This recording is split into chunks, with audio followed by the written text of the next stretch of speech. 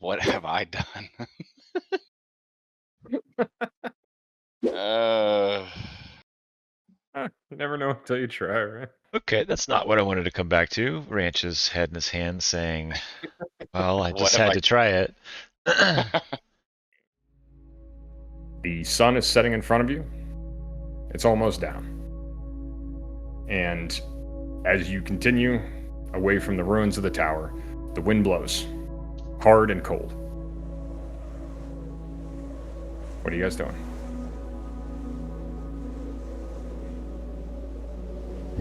Is there any landmark or anything discernible around us in the general direction that we're going? Obviously, we don't want to go back behind, but So, I mean, only having covered, a mile or two since the tower, there is not a lot besides the actual landscape itself that would obstruct your vision here. So, it's just very gloomy. Like I said, the air is pretty dusty, the clouds are low, and the sun is visible in the sky, but it's just a tiny disk in the far distance. There are some pretty big rock outcroppings that intermittently cover the landscape that might be the bones of hills that once upon a time could have had grass or trees or something else there to hold the soil in place. But right now the soil is all blowing around in the sky and in the air. As you guys make your way, just heading as due west as you can, assuming that's where the sun is oriented right now, you do see it looks like more rock outcroppings that rise to the level of hills, or just larger stony protrusions that go up into the sky. Maybe in the far distance, they could rise to mountains, but it's tough to see that far away. It looks something like this. okay. Pull my cloak closer around me. So, do you guys think that we should keep walking to the night, or? I'm not sure how my character's feeling as far as tired or could keep going. You feel reasonably well rested. You're still a little bit disoriented and groggy just from the complete absence of memory of how you got to this place, and obviously a somewhat traumatic awakening. But all of you, I would say, feel the truth inside of you of what Ziri had said, which is that you are good people, and you have evidently been engaged in this cause, if only to say something as general as opposing the mad god here. You've been engaged in it before, and the idea of having narrowly escaped after, a fight that destroyed some creatures settles across you with a painful familiarity. So you are, like I said, disoriented, but not especially traumatized, and not even especially tired. Let us keep walking. Get as far away from the tower as possible.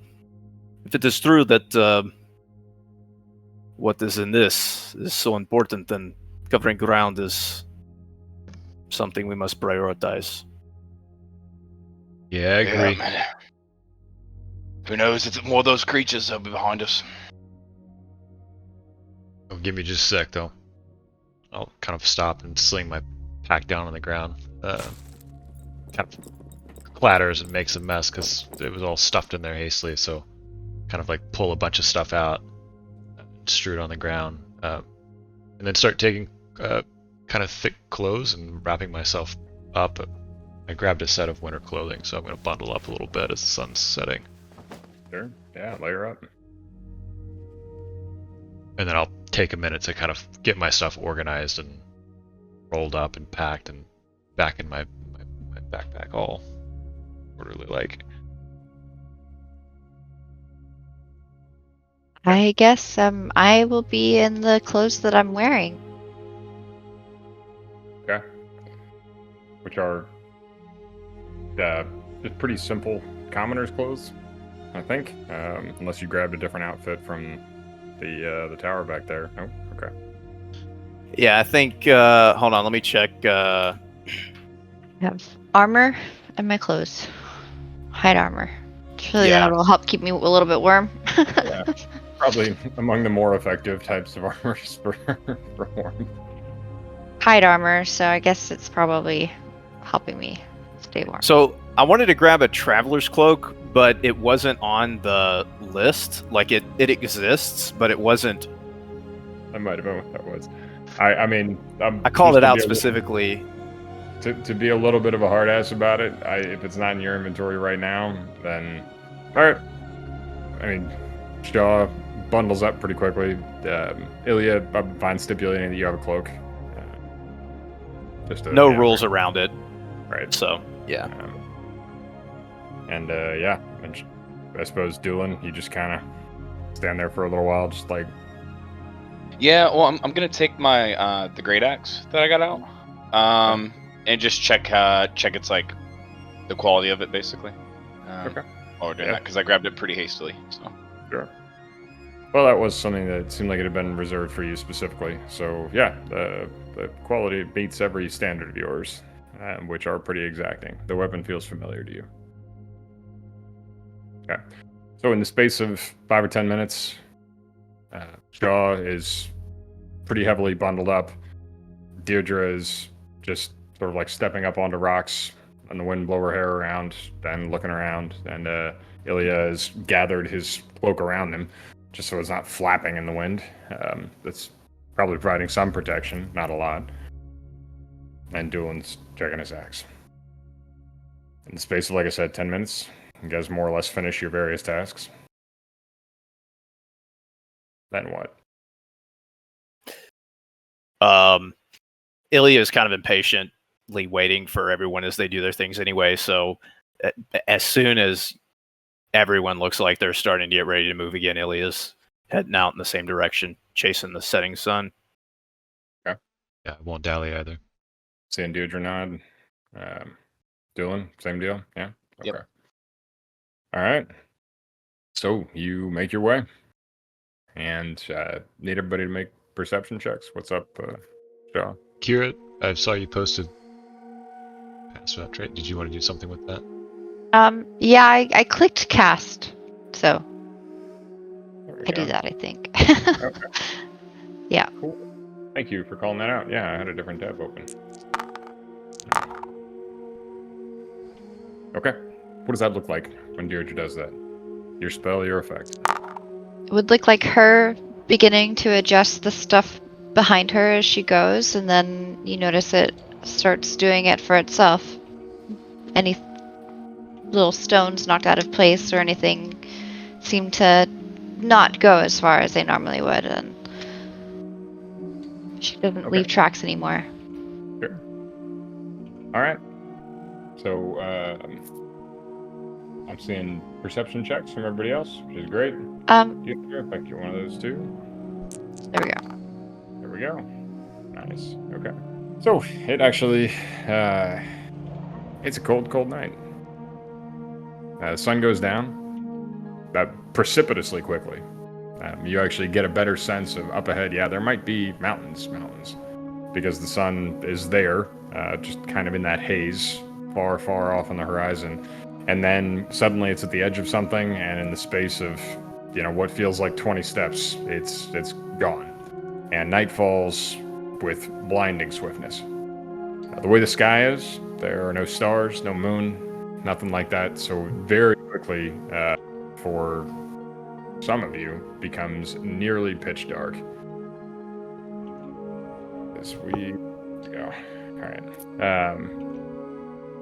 Doolin, you, for you, the color, just the very, very small amount of color that there was in an otherwise blank and kind of featureless landscape, the color leaches away. But other than that, your ability to see is impaired, or is not impaired. And when you look around at your companions, you see that particularly Shaw is doing that, like, his eyes are too wide and he's blinking around a lot, like you realize humans do when they can't see anything. What's up, Ilya? I know I'm an elf, but I'm a cavern elf or a cave elf, which gives me dark vision instead of low light. Okay, same goes for you then. You both think Shaw looks like an idiot, but he doesn't know.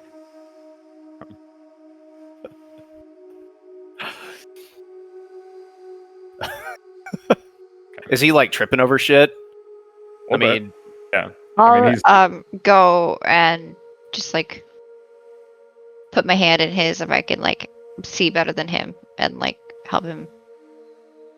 So, I mean, you can see marginally better than him, but honestly not much because it is damn near pitch dark out here. You can Oh, see a okay. sort of faint distinction between, like land and sky in the distance. And then occasionally, like given a moment to focus, you can make out big rocks around here.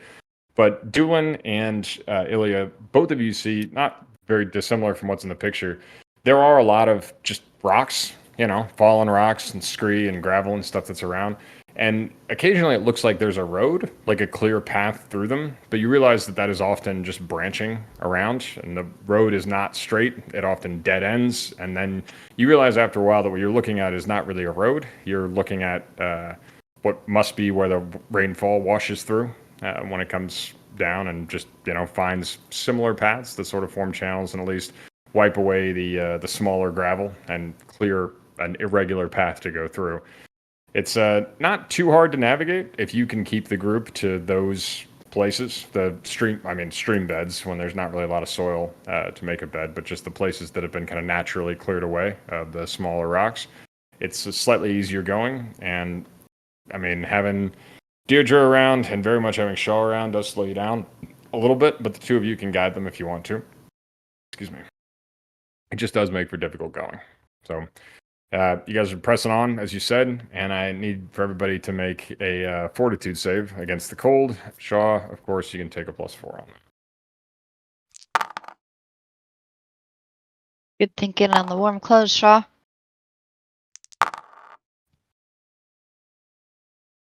Wasn't much thinking. It just felt like the right thing to bring.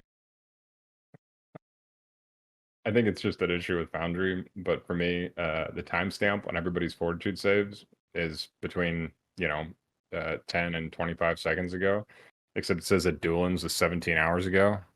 He's been doing this for our time, I see that too, actually. Yeah. Hmm. All right. So okay, yeah. You're a tough bunch. So for the time being, it's cold.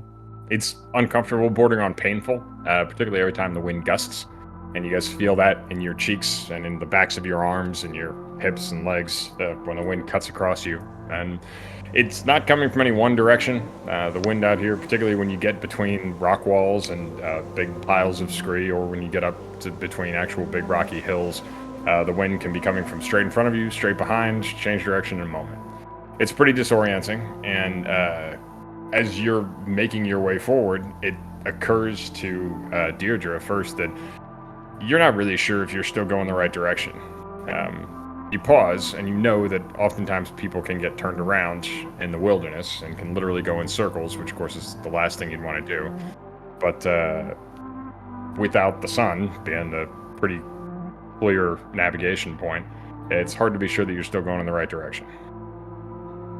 Guys, I think we should just stop for the night until the sun comes back up. Sounds good to me. What is the point? It's freezing out here. Can't really see shit, so. I have a torch if you would like to light it. That sounds like a bad idea. On the edges of my knowledge, same place that lightning came from. I know I can make a light source, but like you said, I don't want to illuminate ourselves in a sea of darkness. How long did you say it's been? For maybe 2 hours Since sunset? since sunset. Yep. I suppose heading in the wrong direction is worse than heading in no direction. Yeah, but we're not making good time anyway. Best to hide than fight if we have to. So, okay, sure. Ilya just takes to task finding something that we can get up against or in, hopefully. Sure. I will find us something. Give me some time. I can Alright. see you if you wait here. Okay. Well, you know where to I- find us then. What are you doing? Do you need any help? I am just looking. So it's just Ilya going off by yourself and kind of scout around for some place to be kind of sheltered from the wind. Is that the idea? Yeah, just sheltered from the wind and visibility, if possible. Just something like that. Yeah, I like that. Yeah, and you can make a survival check. That would be my absolute pleasure. Let me find out where it is. Yeah, I'm going analog here. Okay, here we go.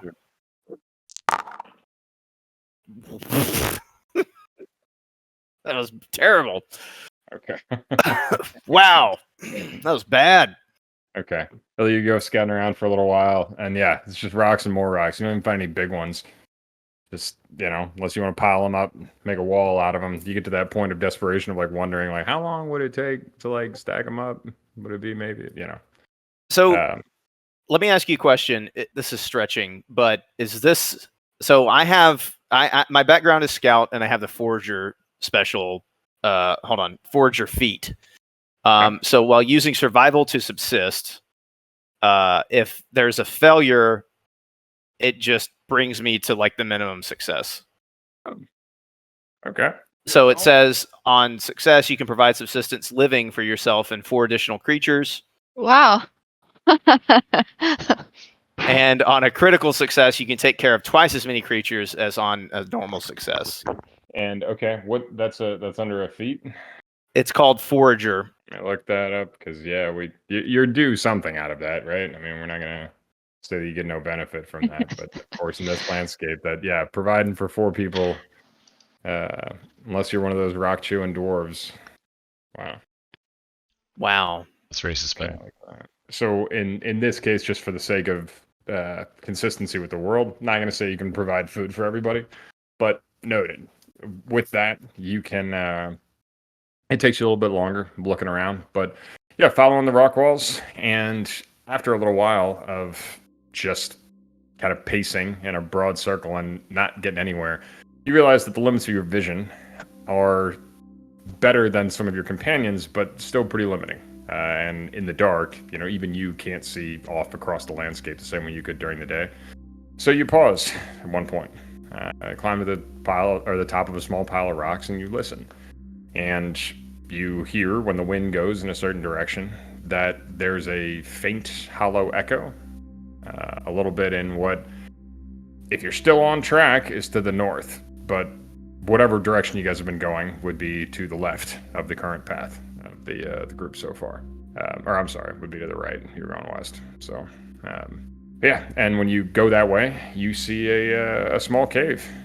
Basically, it's just like a crack in the rock face that widens a little bit as it goes down, and it looks like over time, water and presumably ice has widened that, at least at the front. It seems to narrow pretty quickly, but it would get you out of most of the wind. Perfect. Okay. I will return to the group and take you all there. Proudly, I might add. Nice feat. Okay. Well done. All right. So yeah, Ilya returns after. I follow about you 15 minutes. gladly. Sorry, All right. man. And it gets quieter, honestly, the moment you step in. There's about 12, 15 feet of horizontal space inside there that you guys can get into. So, I mean, you can get well out of the wind. And when it's not howling around in your ears, the sense of space definitely changes. And you feel kind of the closeness here. It does feel colder, like the rock walls are actually just radiating that kind of stark cold that's out there in the night. But as you guys crowd in there together, very quickly you realize you're able to hear each other more clearly. You can hear each other's shuffling footsteps as you kind of scrunch in there, and it is really properly pitch black in there, though. So Shaw, I mean, you need somebody to like literally tell you where to put your pack and like watch your head and don't stand up there and that kind of thing. But, yeah.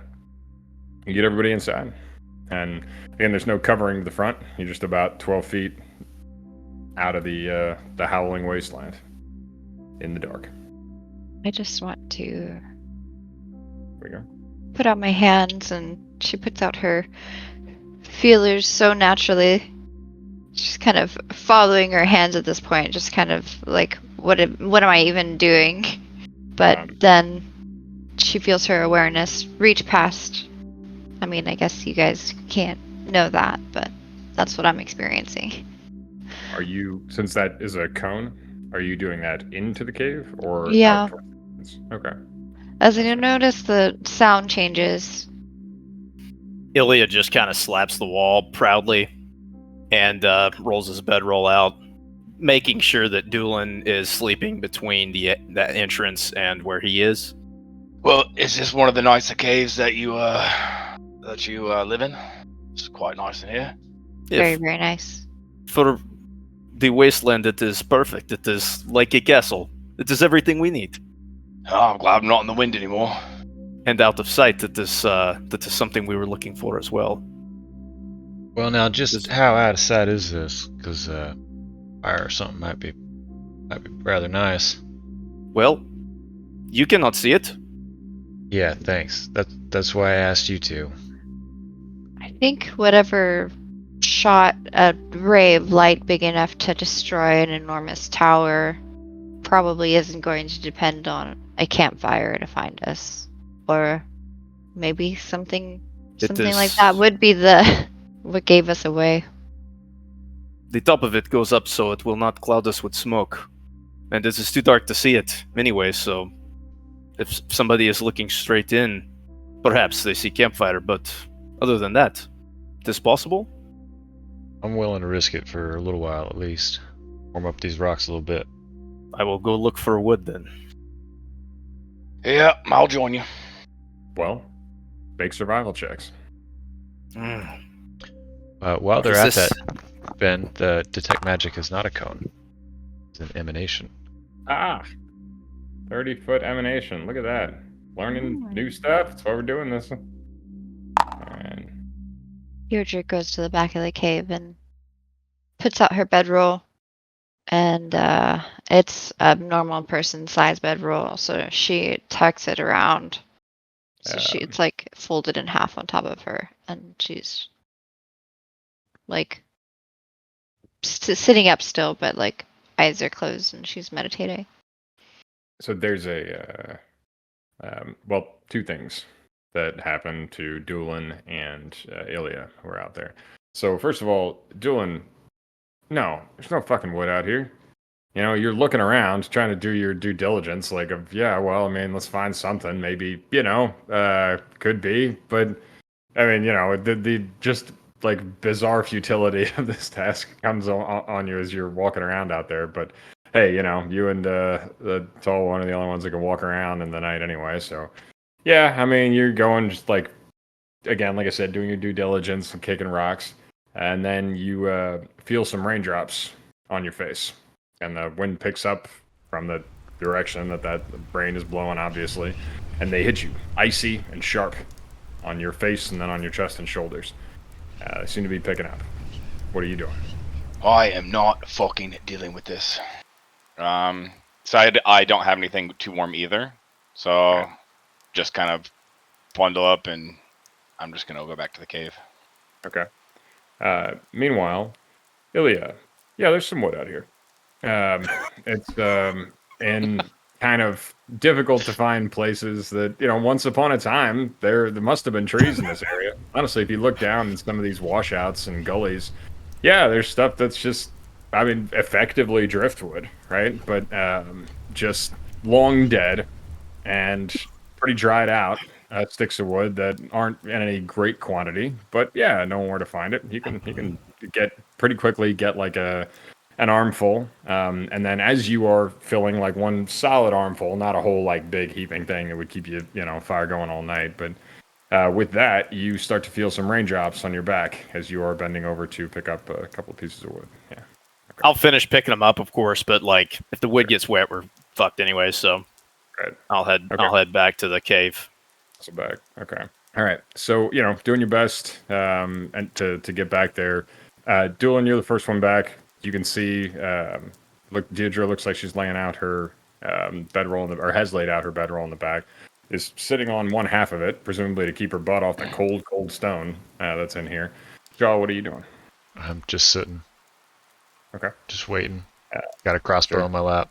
Okay. Well, you hear some hurried footsteps coming up, and then Doolin's kind of a signature tread that seemed, again, you guys were familiar to each other even earlier today when you woke up not knowing anything else. So his tread is familiar to you, as is his not, exhausted, but kind of quickened breathing from hustling back to the cave. And Dylan, what are you doing as you get in? The rain is not pouring outside or anything yet, but the drizzle is picking up.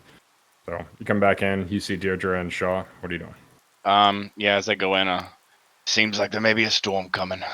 Not sure, but that rain is icy cold. I couldn't find any wood, so hopefully Ilya had better luck than me.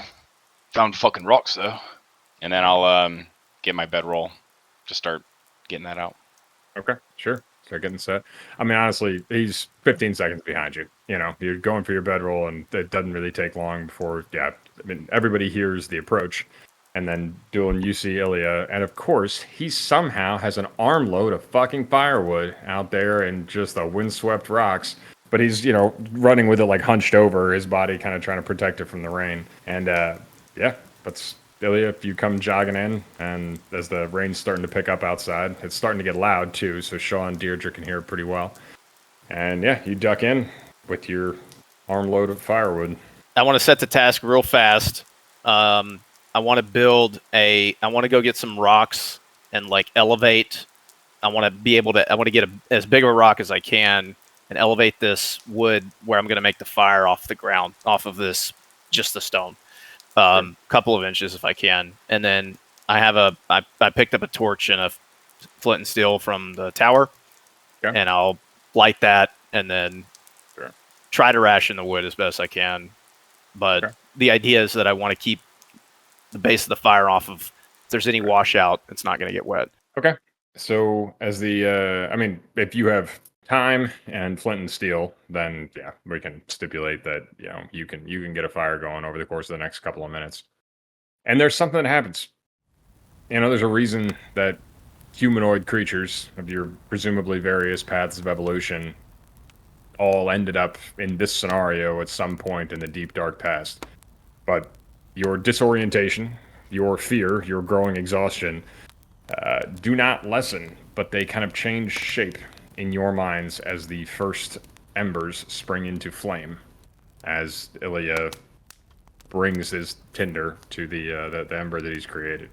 Doesn't spark up and burst or roar into life, but it, very much like yourselves, occupies the space. It places you here. It creates warmth and life. One tiny point of that in what seems to you, by all evidence, an unimaginably vast, cold, and empty wasteland. You guys are a point. Point your space. Doesn't take much. You get a little bit going and just build like a small fire that starts to heat the rock at least a little bit, which also itself, you're never going to heat the rock ground, right? But the stone off the ground, just very, very slowly, does start to warm up. And it doesn't really spread a lot of heat. It doesn't make anybody more cozy in your bedrolls, but it is something to just, particularly for your extremities, right? To be able to hold a hand out toward and thaw out your fingers and nose. And like I said, just the psychological difference of having a point of warmth here, a bit of light in your dark cleft of rock. You have my thanks for that. Two of you. Where did you find that wood? It was out there. Where? It was in the places where the wood was. You just have to know. Let me see. I want to see a pack. You didn't have anything in there before? There was, you saw what was in the tower. There was not wood like this up there. No, This is where you got torch from. No, you probably picked it up there. There's no way it's outside. No. I will show you in the morning. We will go out. I will point. I will say, look, there's wood. There's wood there. There's wood over here. You take a rock, you pull it up. You say, okay, there's wood under there. It does come down. It does how. That does. I will show you. Then you will see. All right. I still don't believe you. Did anyone else get anything to eat from tower while we were leaving? Yeah, Shaw's already unpacking stuff. I've like gathered some rocks to off your example to like make a little space, a table to put stuff on, and it has unpacked some trail rations with just some hardtack and jerky, Yeah. and a bottle. He looks up, said, "Yeah, I grabbed a couple, and some of this too." Just kind of takes a swig and passes it your way. What is this? That's whiskey. It's like in a bottle. Yeah. Just like a okay. Yeah, the little icon on here too is just like a classic bottle with a cork on it. Now it is my Ooh. turn to thank you. Here is the Ziri. So Very- who's closest to me, Deirdre. Yeah. Two Yay. hands. Nice. As you guys just pass the bottle around and toast to Ziri, his words from only a few sort of fraught hours ago come back to you again. Both his sense of urgency and his overriding sense of affection. You guys remember the tears in his eyes as he was staring at you earnestly, saying, "You do not remember me, but I will remember you." As he sent you off on your way. And it's hard not to wonder if he does, or if he's in a position to now. Oh, y'all got food, yeah? Yeah, I'll unpack one of my rations and eat it, and a water skin. Ilya gets somber at the tones of conversation and thought, and just nods as he eats one of his rations. If you don't need that bottle when you're done with it, I'll take care of it for you. Damn. Hoping it'll last us a little bit at least. No hurry. I'll pull out my gun and take it apart and set about cleaning it and just inspecting it and put it all back together. There's a flash of lightning outside. A couple of seconds later, thunder rolls. The rain's really going now, to the point where it's loud enough you have to kind of talk over it. Quick point of order before the night goes on. Elves sleep in 2E. Very good call out. Yeah, thank you. Didn't know that. Oh, well, what's the point of being one then? Just Yeah. kidding. I've had the elves and love it. It just felt like the right thing to say. I do regret all my life decisions up until this point. Now that I found that out, I'm just listening to see if we're in if this was carved by rain, or if we're actually in a place that's protected from the shelter. I'm worried about the washout. So Ilya hasn't laid his bedroll down yet. He's like has everything still in his pack, and he's just kind of listening. I guess 5 I'm gonna minutes pack past. my bedroll up, or like if it's, I don't know. Is the ground getting wet? Not yet. I mean, it is a little bit. Like, there are kind of rivulets of water that are trickling in across a mostly flat ground, it seems like. That do kind of trace their way in past, like, the edge of the shelter. And, of course, if you were sitting right at the mouth of the little rock cleft here, then, yeah, I mean, you'd certainly be getting some spray on your face, but it's not... it doesn't seem... I mean, Ilya's not looking out toward the storm. He's looking in, and up the way, like, towards the interior of the cleft there. And... No tide seems to be sweeping down. Not after 5 minutes, then 10. Then yeah, it's time for sleep. Who will take the first watch? I will volunteer for it. Which one is the worst? What is the worst watch? It is the second. It is the third one. Which one is? Third. Probably The later, third. yeah. I'll take an early one while I still got some light. Okay. Well, I'll go ahead and take the third one tonight. I should take But- the third one. I think You're gonna. if we get into a fight, my friend, it is going to be you that is standing in the front. So you need to be rested. That is my opinion. All right. And then I'm just Deirdre's gonna already tucked in. Oh, hop into is bed. is anybody hurt still? Yes. Yes. Okay. You guys are. Oh, boy. I Yeah, have. Everybody. Good job, Ben. Deirdre goes and collects some of the mud that is getting created with the rain. Okay. And she does some kind of ceremonial hand gestures, and in doing so, it is purified, and I may use it to administer first aid or treat wounds, and it gives me this restorative substance can be used in lieu of healer's tools for medicine checks to administer first aid or treat wounds. Boy, Pathfinder loves you guys. Yeah, it's a DC 15 that you can effectively have healer's tools for, and a success means the target regains 2d8 hit points Ooh, on the spot. wow. Well, Ilya's looking at Deirdre like picking up mud off the ground, and he's kind of backing away from it a little bit, Okay, fair enough. waiting to see what happens with.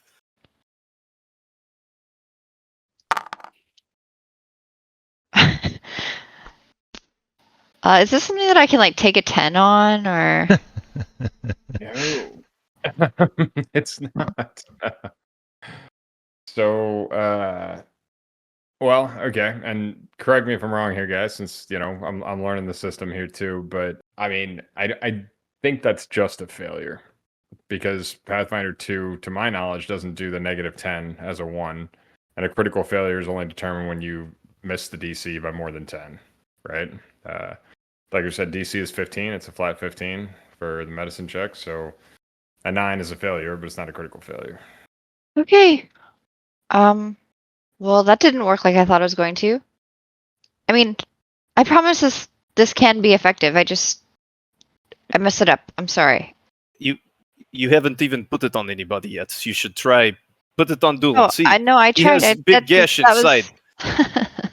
Do What not do you put think that my mud role is on me. for? Oh. No, I've seen this. You put mud in wound, and it stops. That is how dwarves work, right? You put. Okay. Mud Well, and that wound, and it check was turns- for myself because I'm missing some. So what happens on a failure? Just you don't get any hit points. Right. You get mud Get mud. Dirty. and an It infection. feels better. It's purified mud. I Okay. purified it. So, all right. Deirdre, you said that first one was for yourself. So, as Yeah. with kind of strange commentary from Ilya, and maybe that's why you're distracted. You do your best to cover your own wounds with it, and you can feel sort of the vitality that is mixed into the mud. You can sense it, but it just kind of feels cold and clammy, and it doesn't really feel like you do yourself a lot of good. But all of your friends are also wounded. Okay. Well, I would like to assess which one is more hurt than the other. Well, they're all pretty close. Doolin and Ilya are more or less equally damaged. Okay. So I'll wave you off if you're looking my way. No, I'm fine. Tough guy. So it looks like you will, based on what I'm reading, it looks like on the description, you know if the plaster is going to give you healing or not before you apply it to the wound. It says the cast time is 1 minute, the duration is 10. So you make it where it can heal. You make the mud healable, and then you have healable mud for 10 minutes that you can use to do heal checks. Mm-hmm. I'm perfectly. That's the way I interpret it too. So you don't cast it again. You do more heal checks, because that was for a heal check. That was for the medicine check to apply the mud so that it does restoration. Okay. Okay. So you have a bit I mean, of maybe magical mud. it's a cantrip, so I can do it as many times as I need to. So if I Sure. do need to cast it I still Okay. can. Fair enough. So, but you're gonna actually cast the heal spell here? Is that Yeah. what I'm saying? Okay, gotcha. All right. But I'm not seeing a 1d8 hit points. I'm not seeing like a proc to roll my. I'm just gonna roll it, I guess. Do you click the healing button? Will that do it? You scroll down a little bit. There's a middle part. It says the spell has a range of 30 feet. If you're healing a living creature, my increase the hit gosh. points restored by 8. And then it says 2-action healing right there. I think you can click that. Is that what you clicked? Yeah, the second button that says healing under save DC basic fortitude. Yeah, we didn't do the 2-action healing. So, and I mean, the D8 makes sense, although it's, yeah, I mean, The I'm amount of okay with it. healing or damage increases by the extra healing for the 2-action version. So, I don't know what that I, heightened is. what 2-action healing. the way I'm reading this is that if you were in combat, remember you have 3 actions in combat, Mhm. you could cast it in the first place, which is just a somatic thing, which is if you can touch somebody, you roll 1d8. If you spend 2 actions to cast the same spell, it has a verbal and a somatic component. And if that's the case, you spend 2 actions, then you do 1d8 plus 8 if it's a living creature. And if you have 3 actions and you have a material component, then you can disperse positive energy in a 30-foot emanation. Right? So, Okay. yeah, I mean, that's how I read that. I think it makes sense. If you, Can I use my mud as a material component for this? I don't know what the material component is, but we can look it up. I was trying to see what that was as well, because it doesn't have any. Heal spell. Hang on, I have this ability called root. Let's see. I am a root worker. That's my background. So, not that I have done this yet necessarily today, but it says I learned ritual remedies as well, calling on nature spirits to soothe aches and ward off the evil eye. Taking up with adventurers has given you company on the road as well as protection from those. Oh wait, root magic. During your daily preparations, you can assemble a small patch with bits of herbs, hair, sacred oils, and other ritual ingredients, which I can give to one ally. That's not applicable right now, actually. In my mind, it was going to give me somatic components, but this is a like satchel that I prepare and I can give to an ally to give them a bonus after I've done all my preparations. Okay. So it looks to me like what you can do is cast it with a verbal aspect as well, and you can turn that 1 into a 9. Yeah. Okay, I'll look more into the material, what that means for my druid abilities. I'm sure that it says that somewhere. What I'm seeing is that it's very, very free form, kind of like your verbal and somatic components. It's just to know that you have to be able to speak, you have to have a hand free, but this is saying that you can generally, I mean, this is suggesting, if I'm reading this right, that unless there's a gold piece value associated with it, you don't need to specify what component it is. I could very much about that, but I'm okay for right now. I think we're safe saying if you do the verbal and somatic component, which is speaking and gesturing, you can turn that 1 into a 9 for whomever it was you were aiming at. Okay. Who was that spellcast on? I will heal. Yeah, I will heal. Doolin. Very good. Ilya, sure you don't want the mud? Are you sure it is going to work? No, but it might. I trust you. They have no choice. Okay, thanks. Okay. You can try the mud on Ilya. Go for it.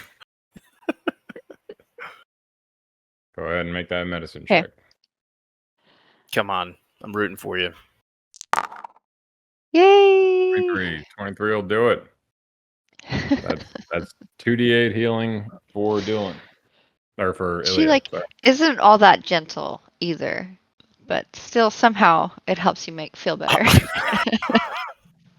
I guess I deserve it for my comments. 2d8, you said? Dang. Yeah. I have a terrible history rolling d8s. Deirdre, can you roll this one for me, please? Deirdre's to roll anyway, but yes. Yeah. 2d8? 2d8. Dang. That's strong. Wow. I'm a healer! I can click this heal button and it apply. Oh, I don't have a token on this screen, so I can't do it. Oh, shoot. I'm sorry. That's all right. It brings me to max. So okay. I'll just... Yeah. Nice. Ilya looks shockingly surprised at, the wounds. You're sitting and she's standing, and where you're not too far distance from each other's heights, and she just reaches out and pats you on the head, and then goes back to her spot. I apologize for doubting you. No worries, no worries. I know how it looks. She just waves a hand as she's walking away. So within reason, you guys have been healed. You are healthy and you're dirty. And you are as warm as one could reasonably expect to be out here. What are you doing? And we have whiskey. Yeah, you got whiskey. Warm inside and out.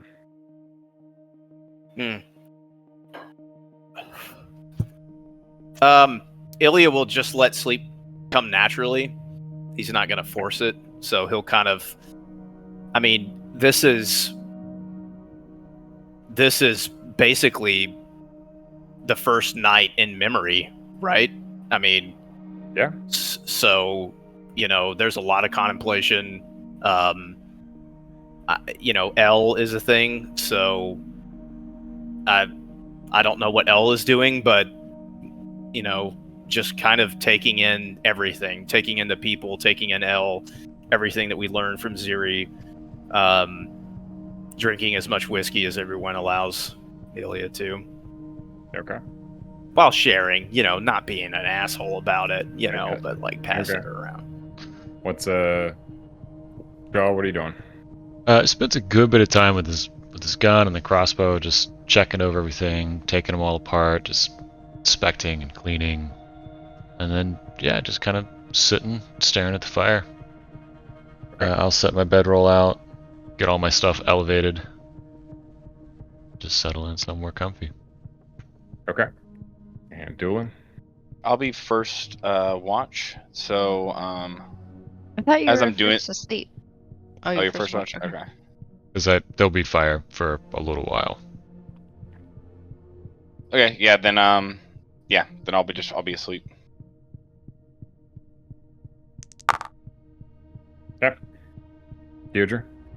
I tuck under my bedroll so that it's like folded over and half over me, and just like curl up into my furs, into my hide, and try and go to sleep. Okay. Shaw, make a perception check. Nice. Okay. Duly noted, Shaw. Any modifiers there? You updated your own inventory and all that? Given that, do you want me to take any modifiers on the check? Yes. I'll apply them now.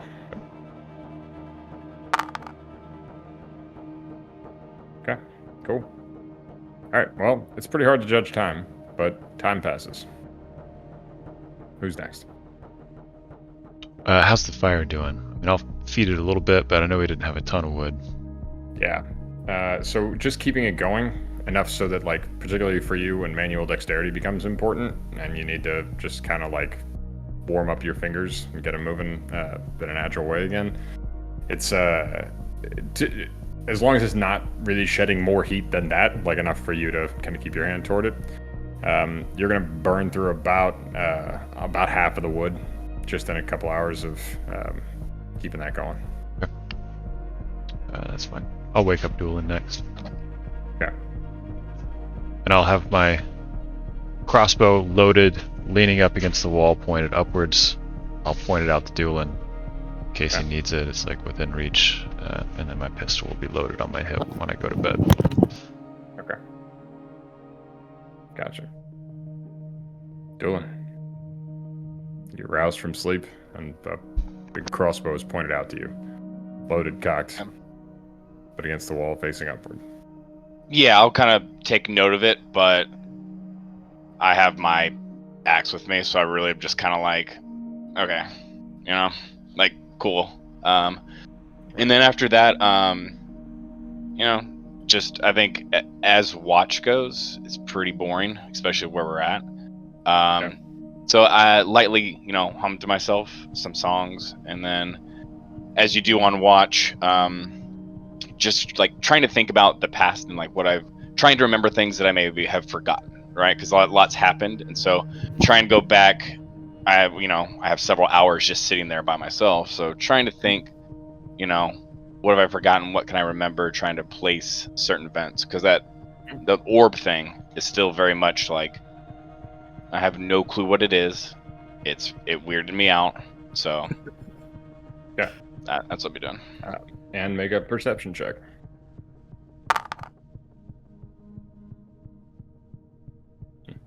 Okay. Something happens on Doolin's watch. Let's pause here real quick. Can take a quick break. Let's go with you guys. Just take 5 real quick.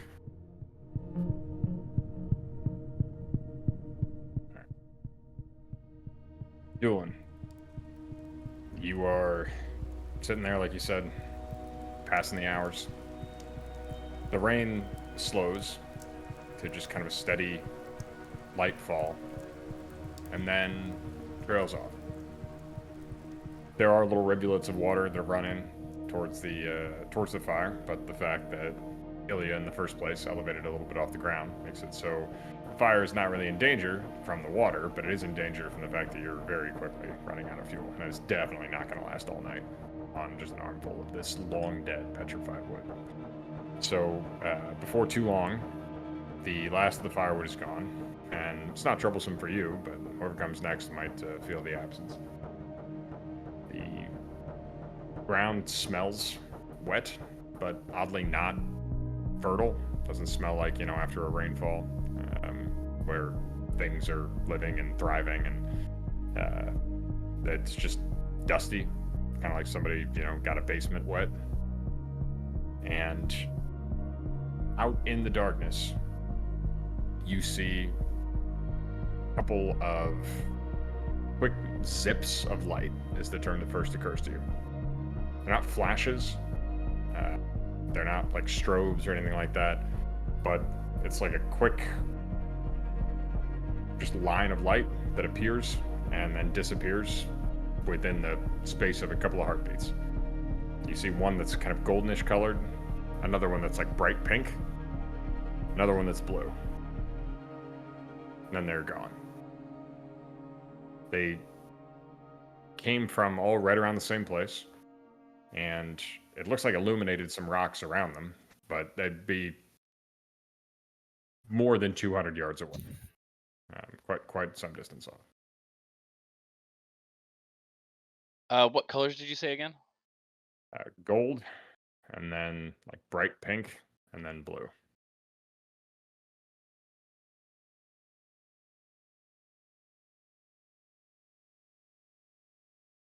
Okay. Well, no idea. I'm gonna peek my head out. Okay. And you said the lights were 200 yards away? Yeah, now they're slightly less than 200 yards away. You can poke your head forward. Thank you, Kyle.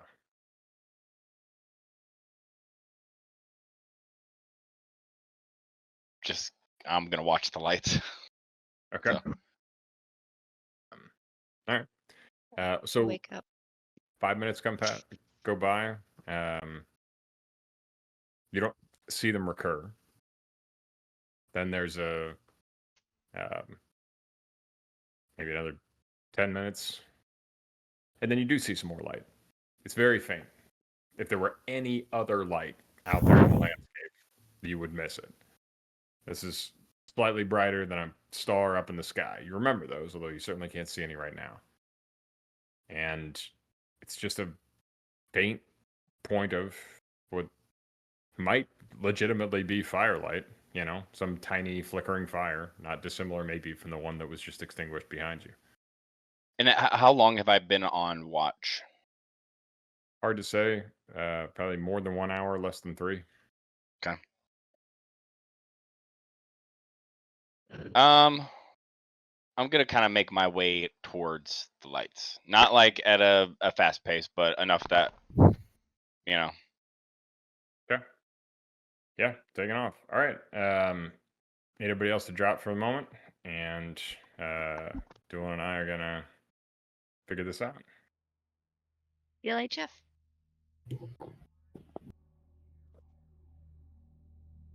Okay, Doolin. You leave the shelter of that rock cleft and head out across the wasteland. How are you moving? Walking, jogging? Steady trot? Walking.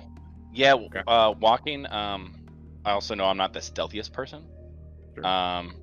But kind of, if I can at least follow the rock path, or like Yeah. a wall, keep myself so that way, like, I know which side that our little home base is on, and yeah, make my way towards the light source. Okay.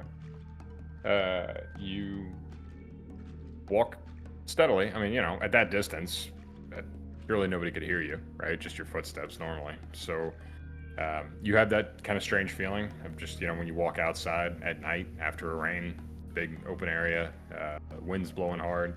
There's still that wet smell about things. You just feel suddenly like very much in the open. And honestly, not a little refreshed, despite how cold it is. But yeah, in the now sort of sudden openness, you make your way along the rock wall and make another perception check.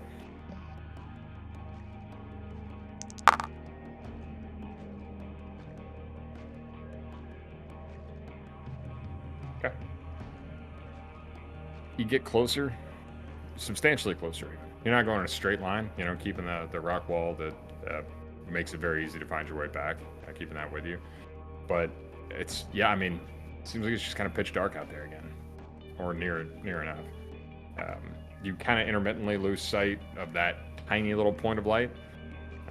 And as you get closer, yeah, you can see it growing. It does look more and more like a fire as you get maybe 50, 60 yards closer, but you're still quite a ways off. And it seems like it's getting dimmer. I think I'll pick up my pace a little bit. If I notice Okay. it kind of diminishing, then I definitely want to Sure. try and get there before it goes out. Okay. Make one more perception check.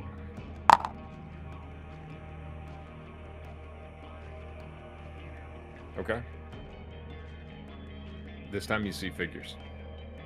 You see them because they seem to be lighting some lights. They're humanoid figures. Men, honestly, almost certainly. They have pretty normal human proportions, although they look like they have a kind of strange, like thick, leathery carapace. Like they're wearing helmets, but the helmets are made out of some kind of like thick skin-like substance. You only see them though, and get any detail about it because they are raising these poles. They're not huge. They're maybe 7 feet tall. They seem to be sticking them in the ground somehow, and the poles have just box lanterns on them that start shedding a kind of ghostly silver white light. It gives them sort of an ethereal and haunting air to them. They're still probably 100 yards away. If they see you, that's not obvious. And they're moving around, so it's kind of hard to get a count since most of them seem like they're all dressed the same. But there's, more than 10, less than 50. And they all seem pretty clearly armed, though, as well. So, yeah, it's tough to see what they're doing, but as they raise what looks like 4 of those box lanterns on poles, all with that same kind of ghostly silver white light, they seem to be getting together, mostly focused inward amongst one another, and they seem to be doing something very actively or getting ready for something.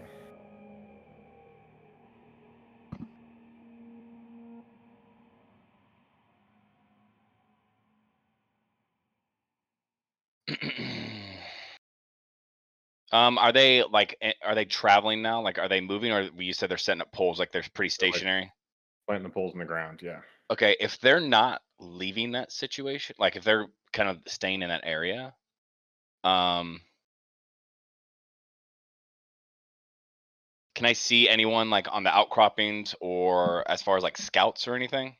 Nothing obvious. I mean, it's their light is visible from a distance, but even your vision doesn't do a hell of a lot to pierce the darkness over the long range.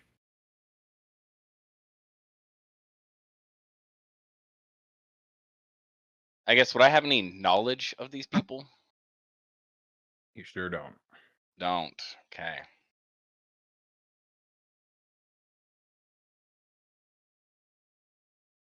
Well, I'm gonna go up another like 50 yards. Okay. And kind of just see if someone spots me. So without Okay. really introducing her going up, but just be at a distance where, am I spotted? Am I not going to be spotted? And then I'm going to make a decision from there. I tell you, the first 3 rolls were under 6, so it was about to be no. But okay. I mean, and you said you're just walking, like pretty openly, not making any deliberate noise, but not really hiding yourself either. Yeah, and I'm not like slinking down anymore or anything. It's kind of like, Sure. Yeah. You close some of the distance. You're walking, and you just keep waiting, right? With each step, seems like, are they going to turn around? Am I going to walk right up to them? You know, is this going to become awkward? Am I going to startle them? But yeah, you get a little bit more than half the distance before somebody shouts, and it's not like a verbal thing. They just say, and everybody there turns around quickly. They move into a formation. It looks like just a double line, and they're a line in front that is about a dozen people. They go down and take a knee. They seem to be drawing weapons, mismatched as they are, and many behind them ready what look like crossbows that they seem to have procured from somewhere. But they move quickly and with discipline. And as they all very quickly make a formation there, you see one figure that stands out from them very obviously. He's bulked out a little bit, and you can see he's wearing some kind of a cloak, but he's either just super jacked or wearing some kind of armor or mail underneath that.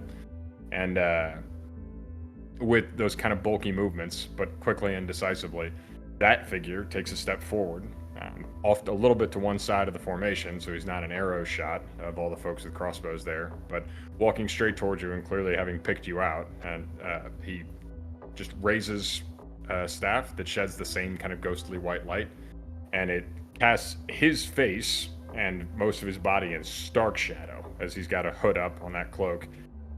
But it does show you behind him, as if it's bright enough to illuminate you 50 yards away, you know, it's like a stadium light type of thing. So for everybody else, and they suddenly kind of squint and turn their eyes away from it, you see they're just people.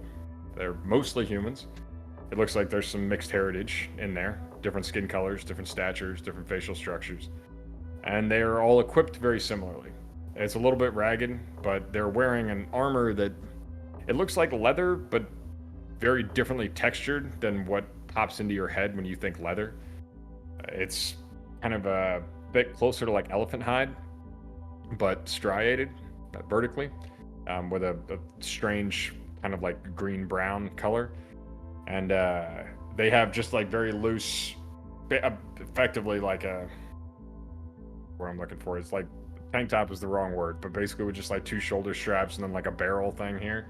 It fits in kind of an ungainly way that makes you think that it's probably pretty stiff and uncomfortable to wear, but offering some kind of protection. And then they have just what looks like simple helms made of the same stuff that must, again, be uncomfortable, but provide a crude sort of protection. And they're kind of squinting away from the light, but they don't seem startled by it or put off. And the back row, has about 80% of them have crossbows, and they are level and steady and pointed at you. The man, who has quite a commanding presence and obviously some magical skill, with his staff held high and the light shining from it, speaks to you in a voice which lacks some of the majesty that was contained in his initial presentation. Who is this? I mean you no harm. My name is Doolin. I have a traveler who has become lost. I noticed your light, so I came out to check. And What do you know of gods? What do you know of the supernatural, Doolin? And what brings you here? The supernatural?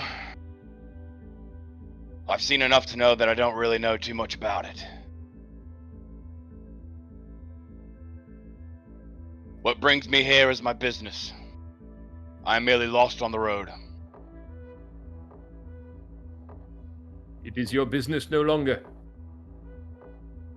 You are our prisoner. Step forward and lower your weapons. Well, why am I a prisoner? Now I'm going to be taking some steps back. So. Okay. He doesn't answer, but just stares at you. The folks at the crossbows have him ready, clearly awaiting an order to fire. Take a couple of steps back. You will be taken into custody. You will be treated well, so long as you are not a heretic. And you will be guided to the nearest settlement, where you will explain yourself.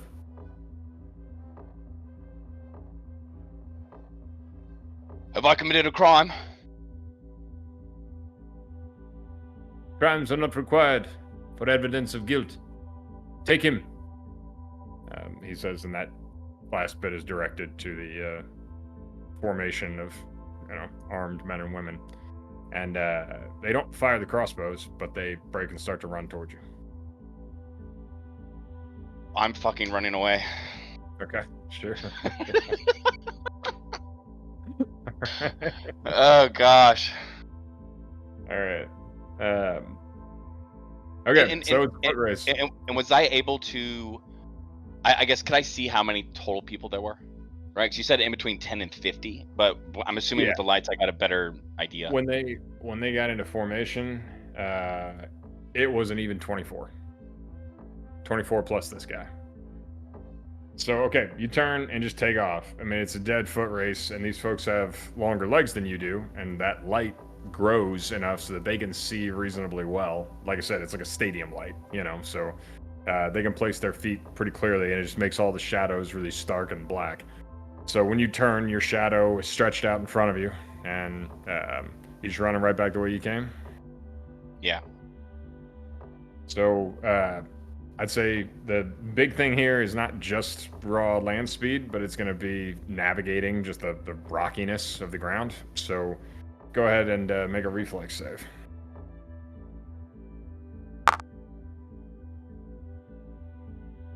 Shit. Okay. So, listen, they have longer legs than you do. You saw there were folks in there of the taller heritages. You're sure on open ground they could outpace you, but you just pick the most difficult course possible. Head across big piles of rocks and just vault them. Adrenaline certainly spurs you on. Your feet get lighter, and you have that sense, which I'm sure you've had it in real life at some point, when actually being chased and in fear for your life, that your feet just get lighter, feel like they hardly touch the ground. You jump over things, take risks that work only because you completely commit yourself to them and don't hesitate at all. Just diving forward, like I said, vaulting rocks and boulders, rolling over obstacles, and they don't manage to close much with you. You very quickly put, you can cover almost 100 yards just at a straight line going right away from them. You're a little bit short, you're not all the way back, but you can see the big rock formation that's somewhere in there. You can't see it from here, but somewhere in there is that cleft where your friends are camped. I'm gonna yell at this point. What are you yelling? You need to wake up. And then at this point, I want to go not necessarily to the cave entrance. I'm not sure what we'll have to do before that, but probably about 20, 30 yards, and then just turn the fuck around. Okay. Fair enough. What have I done?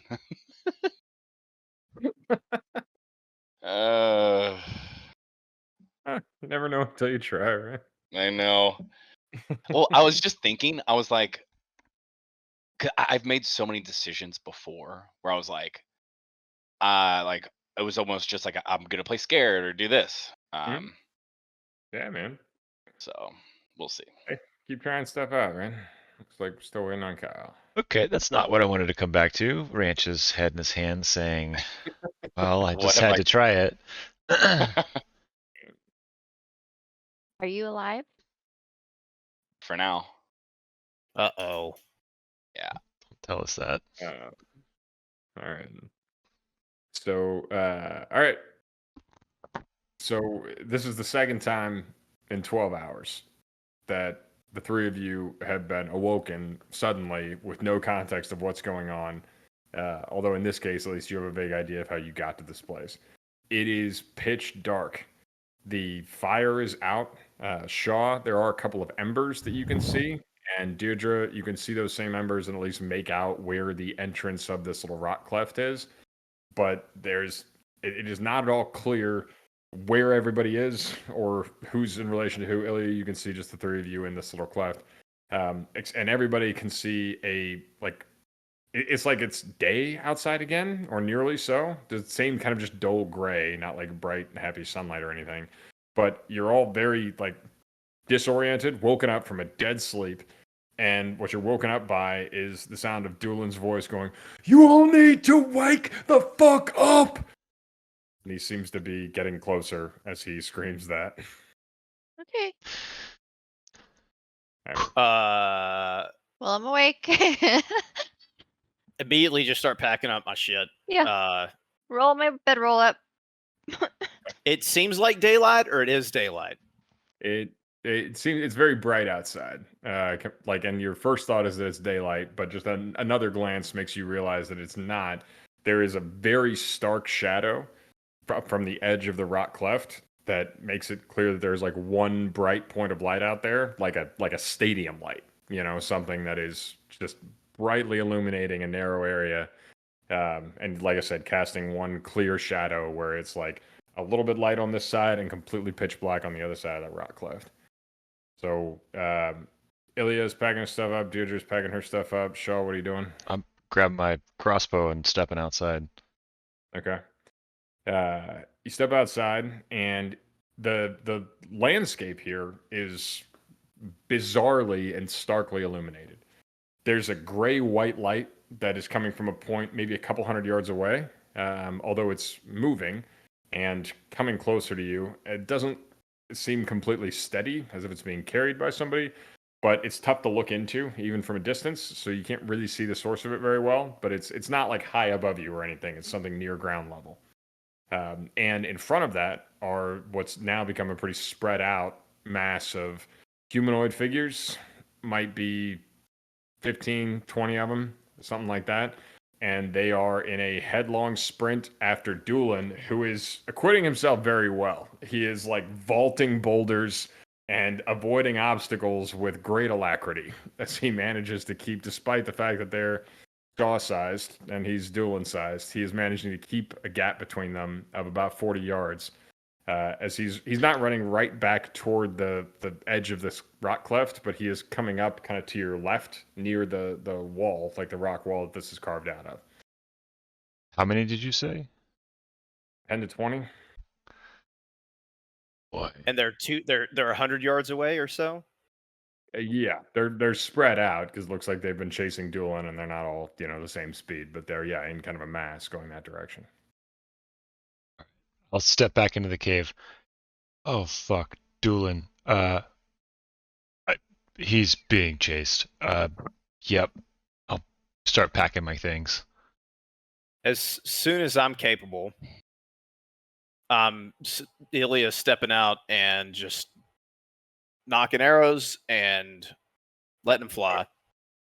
Oh, you let him fly? Yeah, I'm gonna, I guess, stop packing up my bedroll. Just put my pack on and draw an arrow. I mean, he's 40. You said he's 40 feet in front of him? 40 yards in front of him. And he's okay. Yeah. Fuck yeah. Then if he's 40 yards in front of him, I'm shooting arrows at these things. Okay. Don't know what they are, but they're chasing my boy. Okay. So That's a better play. I'll just have scrambled to the cave. He's being chased. Start packing my things. Ilya's out the door. It's yep. All right. Fuck it. All right. I'll follow. Gotcha. Okay. So yeah, you step out, Deirdre. You said you're stopping packing your things and going out there with your bow as well. Yeah. Okay. Danger close, brother.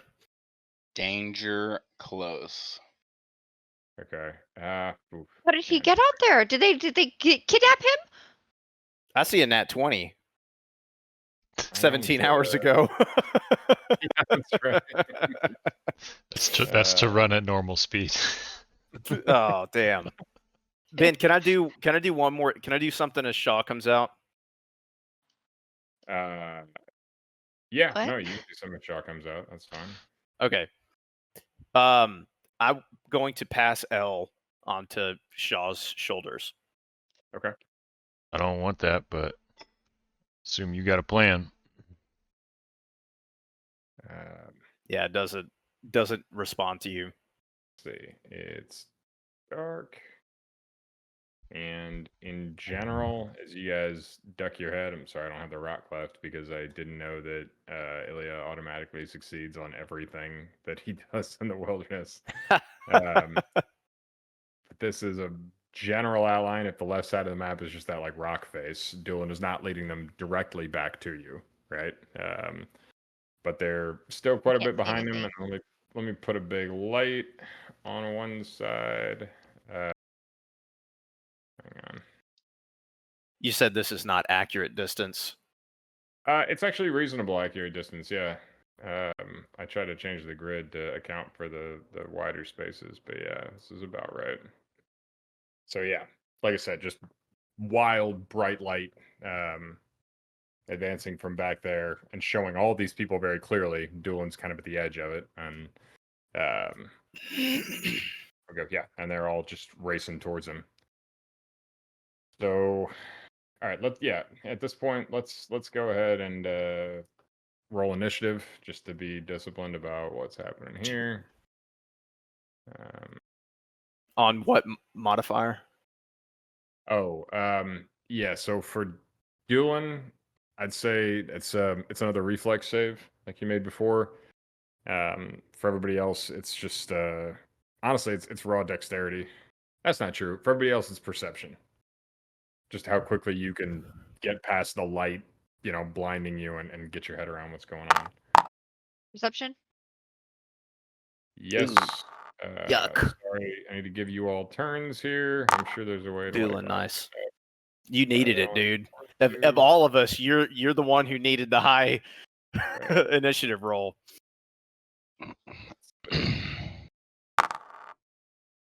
Okay, these guys there, and Ilya, what's your initiative? 9. 9.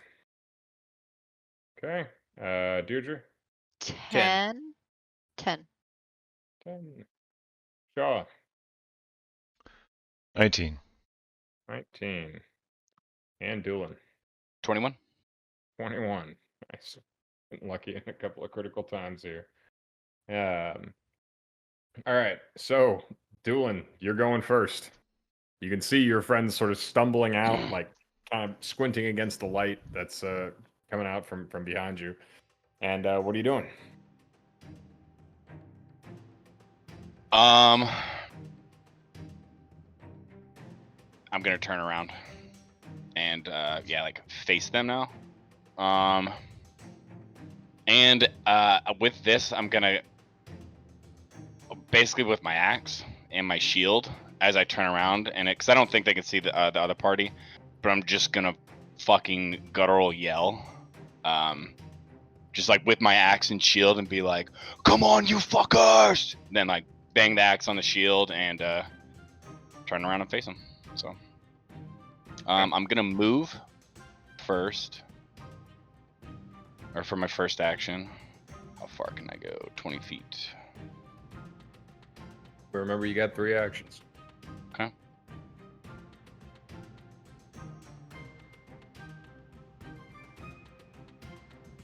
Okay, there's my movement. For action number 2, I'm gonna raise my shield. And action number 3. Yeah, I'm gonna move again, just a little bit closer. Okay. 3, 4. Okay. Sorry. So you like just run, yelling, axe out, like you run towards him for a second, then stop, put your shield up, and then just start marching much more deliberately forward, a little bit slower. All right. So yeah, running into 24 or so assailants, as well as whatever's casting that light. Doolin, just bellows and runs right into the teeth of him. Shaw, you're up. Great.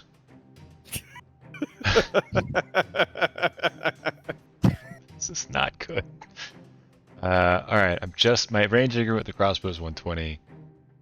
Into the fray lets me, for free, move towards an enemy on my first turn. So I'll do that, just to step into range and like take up position behind a rock or something, even if I've got to lay down. Is there like Yeah, something near me I there's a can? rock here. I don't know if you can see it, but there is a rock. Okay. As you Cool. get here. Yeah, I stumble towards it, and yeah, no problem, right there. I guess is like taking cover an action or something that I could do. 'Cause So all right, so you move for free. You take cover as your first action. Then what? take a shot. Can I do that sneakily? I don't, without a specific feat that says that, I don't think that's true, but you can always take a shot and hope they don't notice you.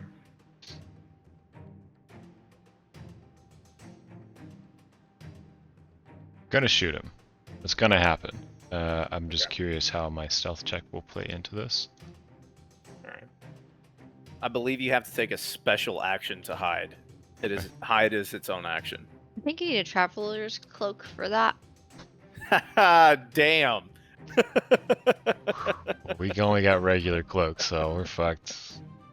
Not Yeah. available. Hide is an action. Great. This is scary. Cease being hidden if you do anything except hide, sneak, or step. Alright. Yeah, I'm just gonna shoot the guy and then reload. Okay. Which one you shoot? The closest one. Copy that.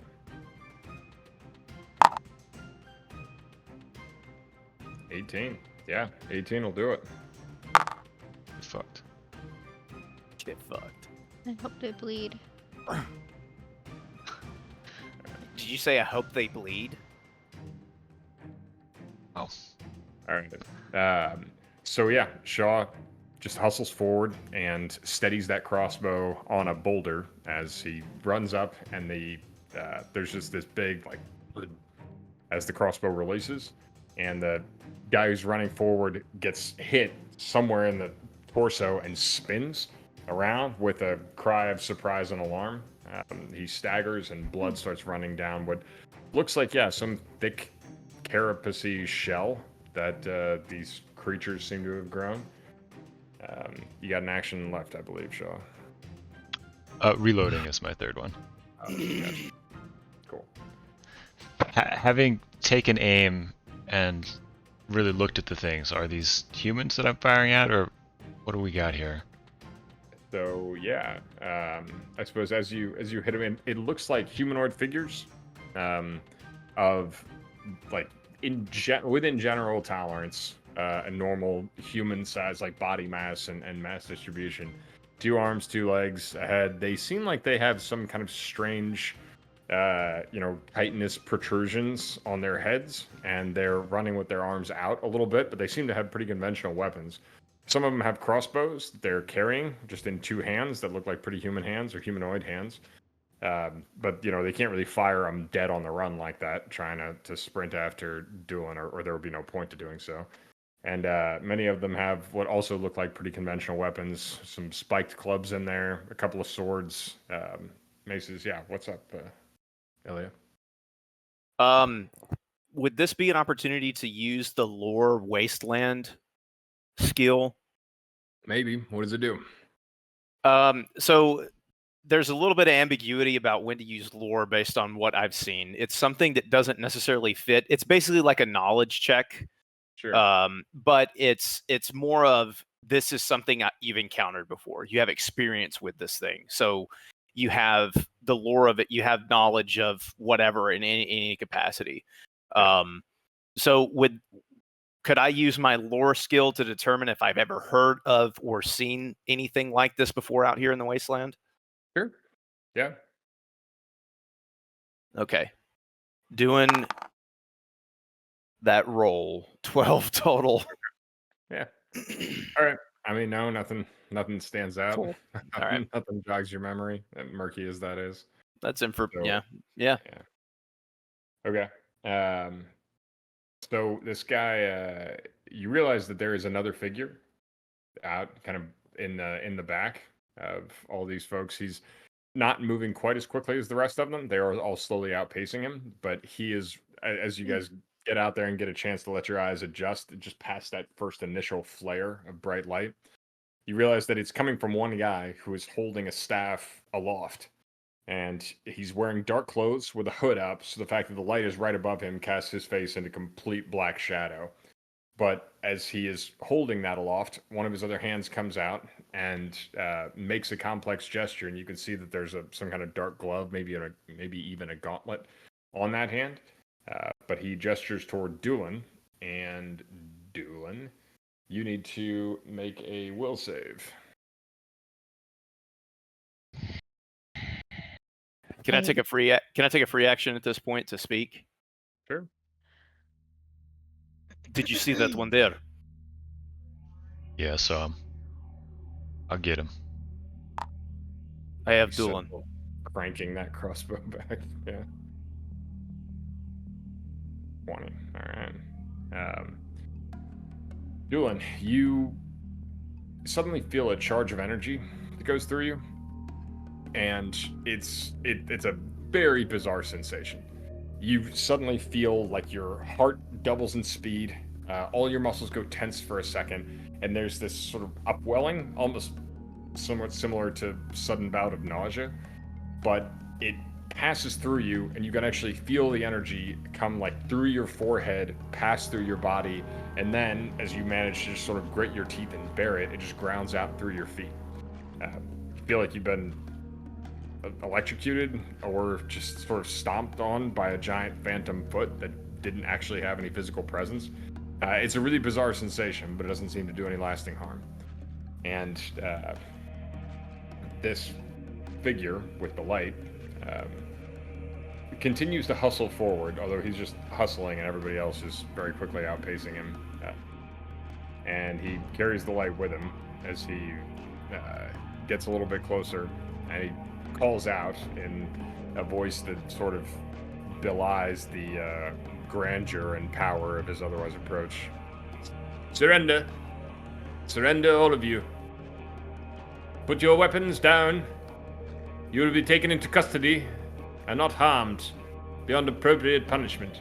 It's their turn, so all these other folks continue to hustle forward. But they do not actively attack. Or they don't attack Doolin anyway. They go up and start to kind of like form a ring around him, clearly trying to sort of like cut off his escape routes and shepherd him in. But this guy stops, like falls against the stone next to him, bleeding pretty heavily. Another one ducks behind that stone. Several others kind of hustle in your guys' direction. They don't move in this case like as a perfect unit or with like a lot of discipline, but they clearly know where each other are going to be. They're checking around, looking over each other's shoulders, and creating a loose line. Not, like I said, a perfect formation, but clearly moving with some kind of predetermined plan as the net kind of spreads towards you guys. Deirdre, your turn. Let's see.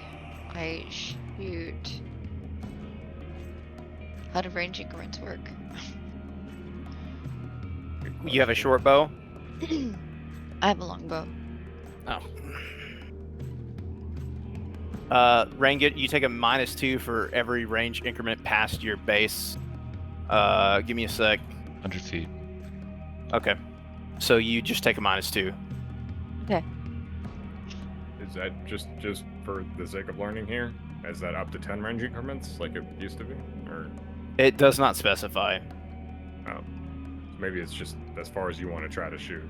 And if you're taking -20, then that's kind of on you. Right. Okay. At a certain point, the negative is. Okay. Cool.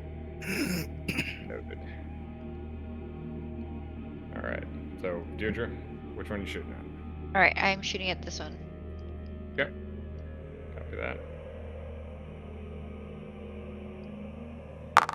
I mean, it's gonna roll +2, but we just take the +2 off. So that's a 10 total? Yeah. Okay, yeah. So that arrow is going to fly wide. And then I'm gonna move like here, Let's see. 25 feet.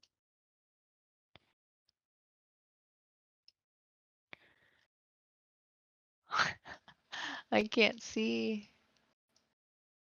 Yeah. 2, 3, 4,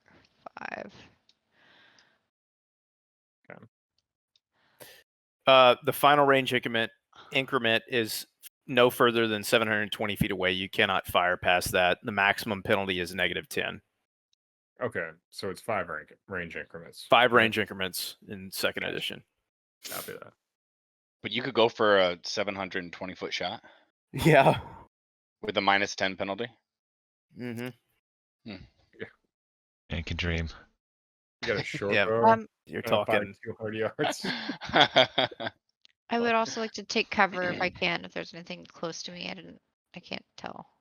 Okay. Yeah, I mean, so you kind of run in the dark, just feeling your way. I mean, you can generally sort of see things a little bit, enough to know that there aren't any big boulders in your path, and there's like a dead sort of root system that's off a little bit to your right that might provide a little bit of cover. Also, I mean, yeah, Doolin was wrong. There's tons of wood out here, but yeah, I mean, just kind of run that way. Try to get down closer to the ground. That's all right. So you've shot, you've moved, and then you're just going to try to take cover as an action. Is that the idea? Yeah, Okay. even if that includes moving nearby. So that's Deirdre. Ilya, you're up. What would it take? Would it take a full action for me to take L back? Yes, I would say it'd be one standard action. Okay. Dropping the short bow on the ground. Can I drop the short bow and my quiver in a single action, or like for free, or would that be like a? I'd say you can drop something that was in your hand. To take an item off of your like belt or inventory would be an action. Okay, But fuck you it. can just drop your short bow. Yep, short bows down with an arrow because I had one knocked. Okay. Drawing my short sword. Mhm. That's one action. Then I'm going to take 2 movement increments at my movement is 35 feet. So I can get to here. So short bow in hand, 2 range increments towards Doolin. Or short bow out of hand. Sorry, short sword in hand. Oh, short sword in hand. Short Gotcha. bow and arrow on the ground next to Shaw. Okay. Going around dueling. These folks, like I said, are kind of spreading the net out. Ilya comes running towards you. You can see the arrows flying from Shaw and Deirdre. And that weird current just passed through you. And you've been given another order to surrender. What are you doing? So I'm gonna yell out to the leader and say, "How many men are you willing to lose?" Okay. And then, yeah, I don't know if he says anything between That's that. fair. but- Yeah, free actions off their turn. And you get a clear sense of his regard as you bellow, back at him. And he says in a voice that echoes across the dark wasteland here very clearly, "All of them." What are you doing?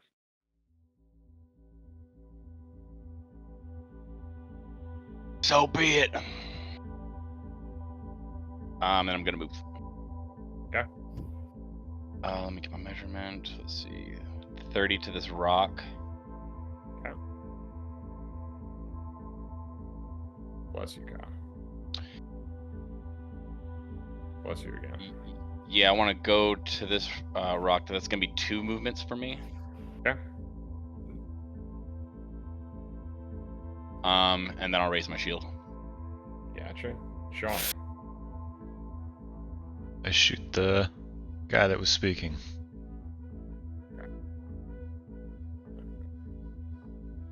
It's in my second increment. Okay.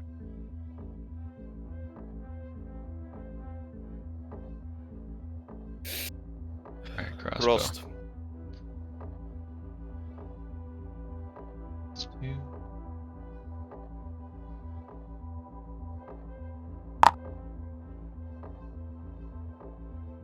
Damn. Okay. Happy then.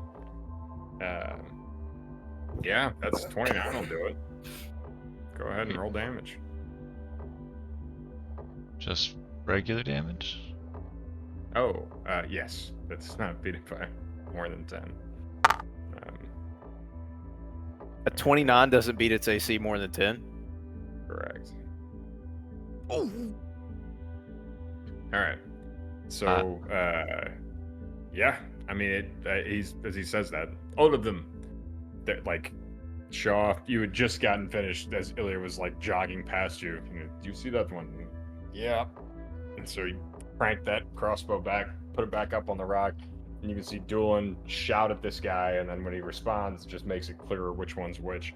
When you fire, you feel like you got it dead on. I mean, you literally, have the crossbow rested on a rock.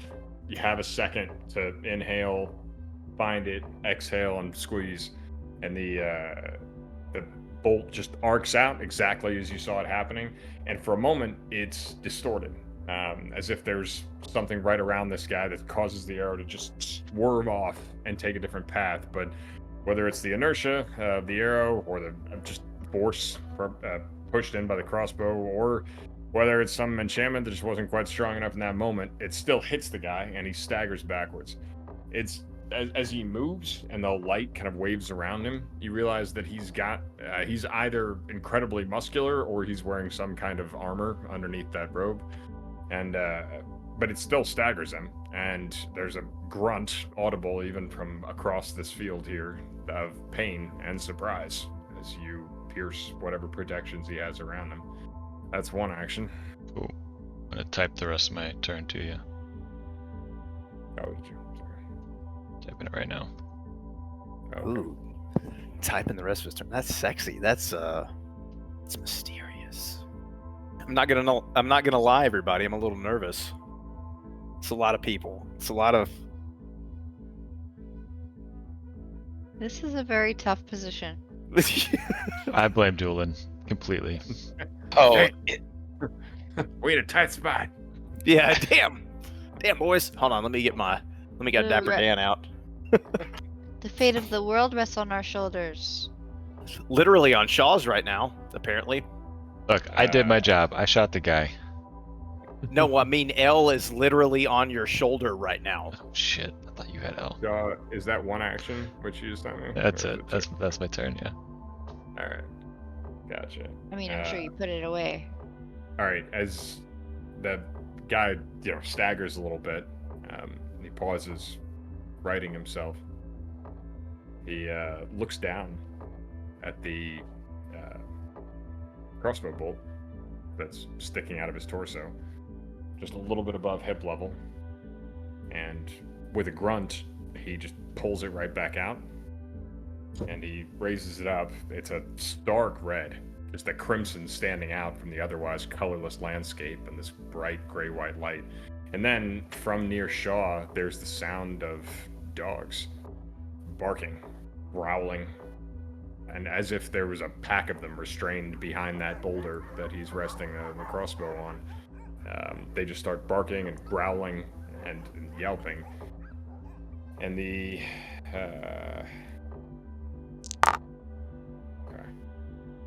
And the guy that's holding the light aloft, he says, "Hold!" And the people who are, running at you in their multitudes, they stop, like on a dime. Doolin, you're close enough to see the eyes of a couple just within a few steps of yours. Within a few steps of it. There's a kind of pale fellow whose one of his eyes is cast completely in darkness. The other one is shown to you just by the light. And his face is expressionless. His eyes are focused. They're meeting yours. His cheeks are drawn and hollow. And he's holding a short sword in one hand and just kind of a simple buckler in his other hand. So that same leathery material that their carapace is of. And behind him, there's a dark-skinned fellow who's got a long sword with almost like a fish like filleting hook at the end. And they're both just looking at you, stop just a couple of paces away. And the guy in the back, he's still looking at the crossbow bolt that Shaw fired into him. "This is not the provenance of our world. If you have come from the Sylvan, You are required to announce yourselves.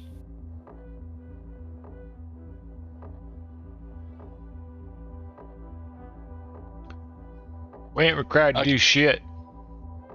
Except be left alone.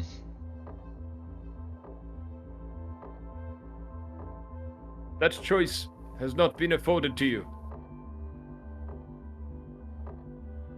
I am Aldrin, called the Grim. You are being taken into custody. Here. You will be remanded into the judgment of my lord. You must know that your situation is impossible. You must submit yourselves to the judgment of the Heraldrim. You, And he looks kind of in the general direction of Shaw, where the bolt came from, and he raises that staff a little bit in his other hand, and then looks again at the still dripping crimson bolt in his hand. He says, your arrows are fletched. The substance not seen in this land in 100 years. You must answer for this. Submit yourself now to judgment, and you shall not be harmed until your case is heard before the Heraldrim. Who the fuck are they? They are your judges, and they are also your only alternative to immediate extermination. Assess your situation and act rationally.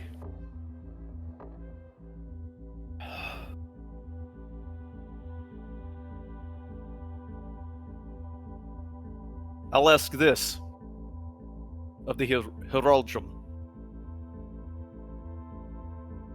Who do they serve?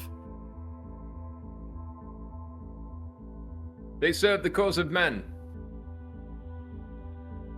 I credit your strangeness, your behavior, and your equipment with the fact that you do not know this. They support the existence and the continued survival of humanity in a world which is no longer our home. They aid us in the preservation of man against the tyranny of supernatural powers of all forms.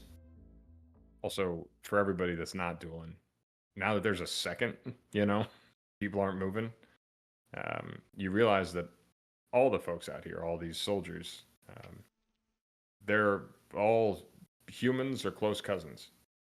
What seems like growths on their heads or some kind of carapace is actually a pretty crude kind of armor. It's made from some spongy stuff, the exterior of which looks kind of like elephant hide, but striated. And it's kind of crudely pieced together. And their helmets are the same material.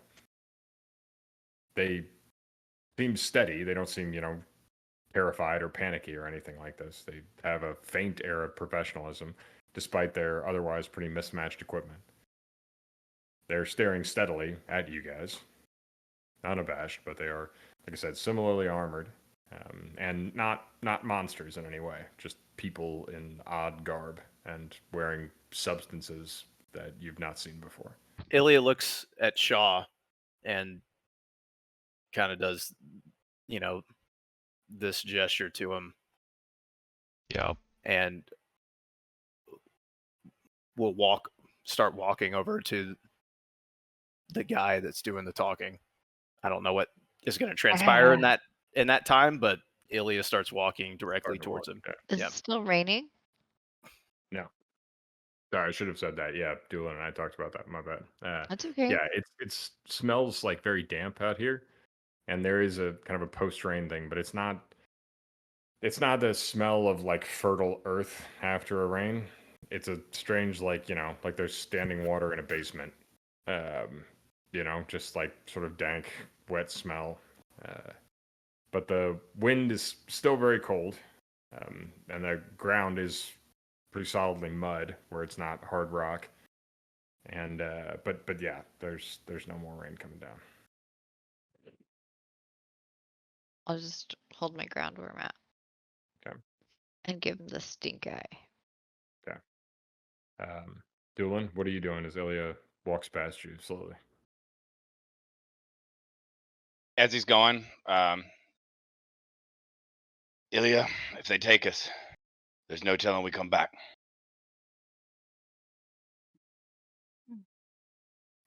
Ilya whispers to you, says, I'm thinking not everyone is an enemy of ours, but not everyone is an ally. When I saw them just here a couple minutes ago, no chance they wanted to arrest me immediately. All right. I don't know what kind of laws or entity does that, but I don't trust it. I don't either, but they're not of the Archon, I'm thinking. This worth a chance? Ilya's walking like backwards, holding his hands out like this as he walks past you towards the guy. Okay. Acknowledge that, Shaw. What are you doing next? Load the crossbow. Step out into the light. I'll kind of hoist it over my shoulder. I'm not like pointing it at people, but yeah, it's ready. Okay. Ilya walks forward then, kind of through the loose array of people. There's one guy there still leaning against a rock, breathing heavily, and another one has come up next to him and is starting to try to examine the crossbow bolt that's pretty solidly embedded through that carapace armor that they're wearing. And the guy in the back is toward whom Ilya is walking. He addresses himself clearly to Ilya, although you can't see his face very well still.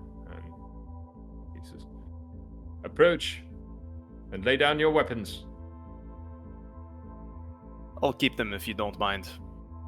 For now. No, it is symbolic and required. Ilya, as you're walking past the soldiers, one of them off to your left, who is kind of darker skinned and kind of angular featured. He's the one with the sword that's got like the hook on the end. He murmurs something as you're walking past, but the guy says, "No, it's symbolic and required." Is there a version of sense motive? Sorry, there's a deception skill, so surely there's something that counters that. This is all over, so let me... It is an actual thing. It's an action that you can take. You as GM do a secret perception check. I don't get to see it. You roll on my behalf. Sure, perception. Okay, gotcha. So my modifier's +6. Okay. And then there's different things for critical success and failure and critical failure. And are you trying to evaluate Sincerity on the statement that was made to me in private? Okay. I do not doubt your statement, but not because of you that is making it. And Iliad will drop his short sword to the ground and just at the guy's feet. Okay. I still have a dagger, but not in hand. Okay. Gotcha. At the feet of the guy with the light Yeah. overhead? Okay. No. At the feet of the guy that whispered to me. Okay. Gotcha. All right. And then, Dylan, what are you doing? I'm gonna walk up closer to these two guys that were kind of staring at me.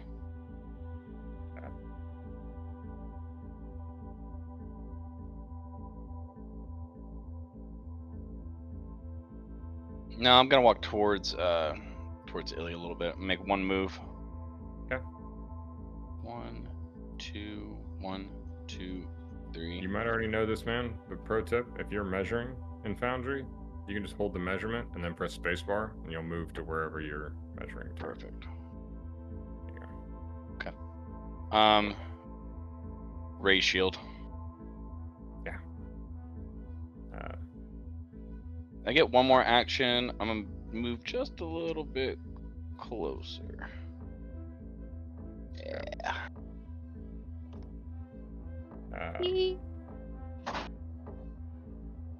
All right.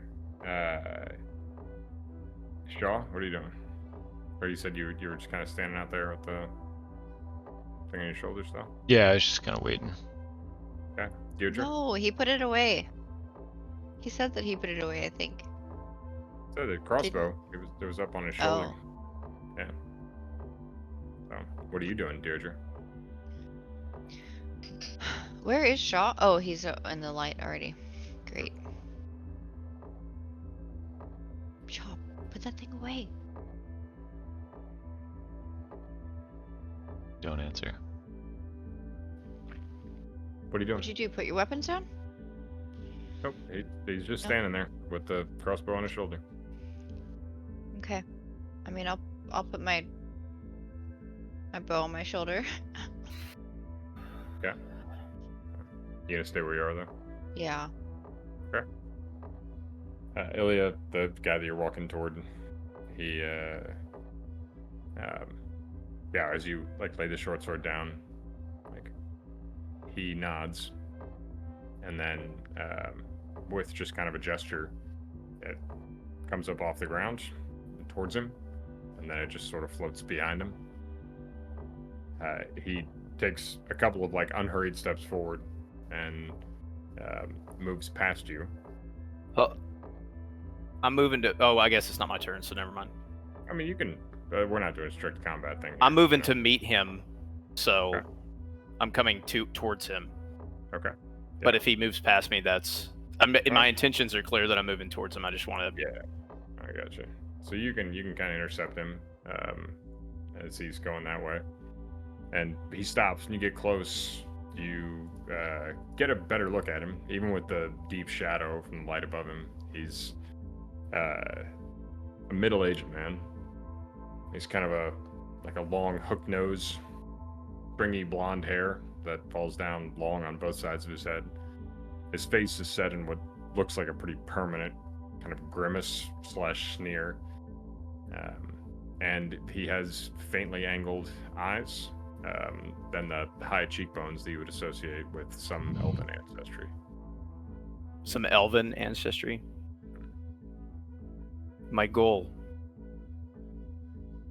is to destroy the Archon. I will do everything in my power and energy to accomplish that task.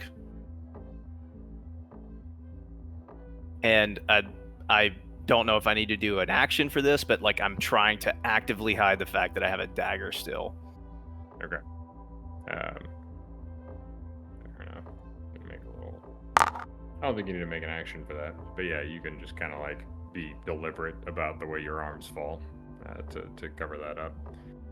And okay, so yeah, he takes a couple of steps forward, and he looks at Doolin and then Shaw.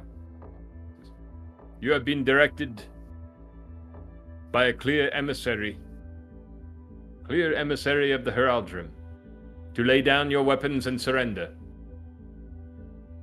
Will you submit? See, I haven't made up my mind yet. You're gonna tell me what's about to happen if I do.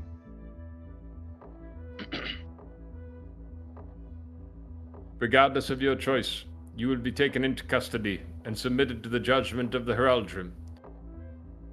Your choice is only whether to show appropriate respect before you are taken. The way I see it, that's a pretty disrespectful stance on your part. There's a Shaw for a second, and then that hood swings toward Doolin. Well, you see, my hands, it's so cold out. It's hard to let go of these things, you know? And you, small one, will you submit your arms in proper service to the Heraldrim, or will you insist they be taken from you by force? I go here. And I just take off my bow, my quarterstaff, and I drop it in front of me. Okay. All right. So. Let's see. These other guys kind of spread out, and, this direction. Again, just kind of widening that net. The weapons are raised, but they're not charging you guys. That guy had been doing all the talking. Very well. Your choices have been noted, and will be reported as a part of your judgments before the Heraldrum. And the hood swings back and forth. And that's very clear, even without seeing his eyes from a distance, whose gaze individually, or who individually this guy's gaze is focused on. And at this point, he addresses all of the, men and women at arms around him. Gather them up. We have the ceremony underway. It is not to be postponed. And he turns and starts to walk Can- back. Can I take an action? I'm going to tell you what I want to do. Sure. What I want to do is draw my dagger and put it at this guy's neck. Okay. Fair enough. So you can draw your dagger and try to grab him. I'm going to say this is your melee attack to his reflex save in this moment. Okay. My melee attack versus his reflex. Okay. Yeah, I love that it gives a little Ilya draws his dagger. Yeah. cool. I'm going to go ahead and roll this one publicly because it makes a pretty big difference, obviously. I don't want to tempt myself to cheat here. All right, here's you want to count it down? How are we doing this, Ben? Sure. Let's go. 3, 2, 1, go. All right, on go. All right. 3, 2, 1, go.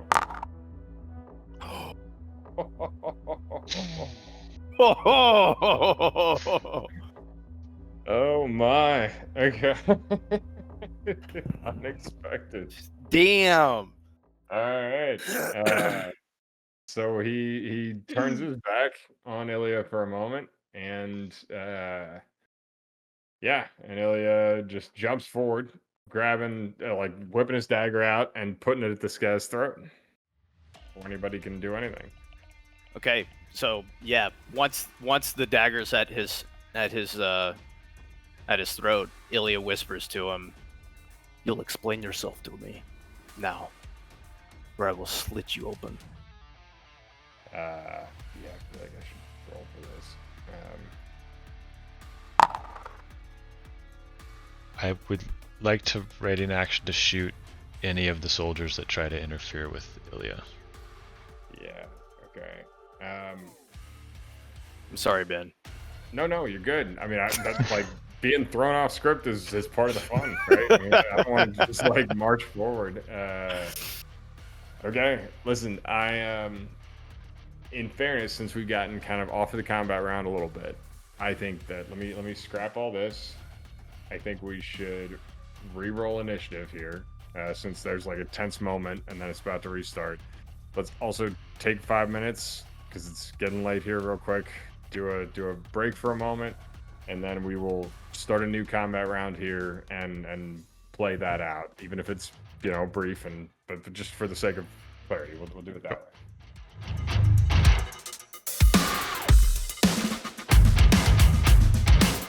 So everyone, roll initiative. I'm gonna add your characters to the combat order here, and if there's a way to automate it and bring it in, great. Let's do that. And you said it's plain dex? Yeah. So should we just roll it plus? Plus your dex modifier, yeah. Okay, nice. Deirdre's went in there. Well, I used my initiative for that, not my dex. Okay, so it's just 4 lower than that was. Yeah, it doesn't allow you to select dexterity. It initiative is skill based. It built in here. It doesn't allow you to do dex, so you have to custom roll dex. Okay, no problem. I just lowered Deirdre's by 4. That's no big deal. Okay. Wow. Critical differences here. Shaw, what's your initiative? 12. Wow. Dueling. 3. Ilya? 19. Big moment. Ooh, man, with it too. Okay. Ilya, appropriately, having just said you will explain yourself to me. What do you do? It's your turn. Can I? So I'm assuming that my dagger's just at his throat. I'm not really in a position of advantage. I mean, other than like, we'll count basically you getting an attack of opportunity at a certain high bonus if he, moves or tries to break out of that.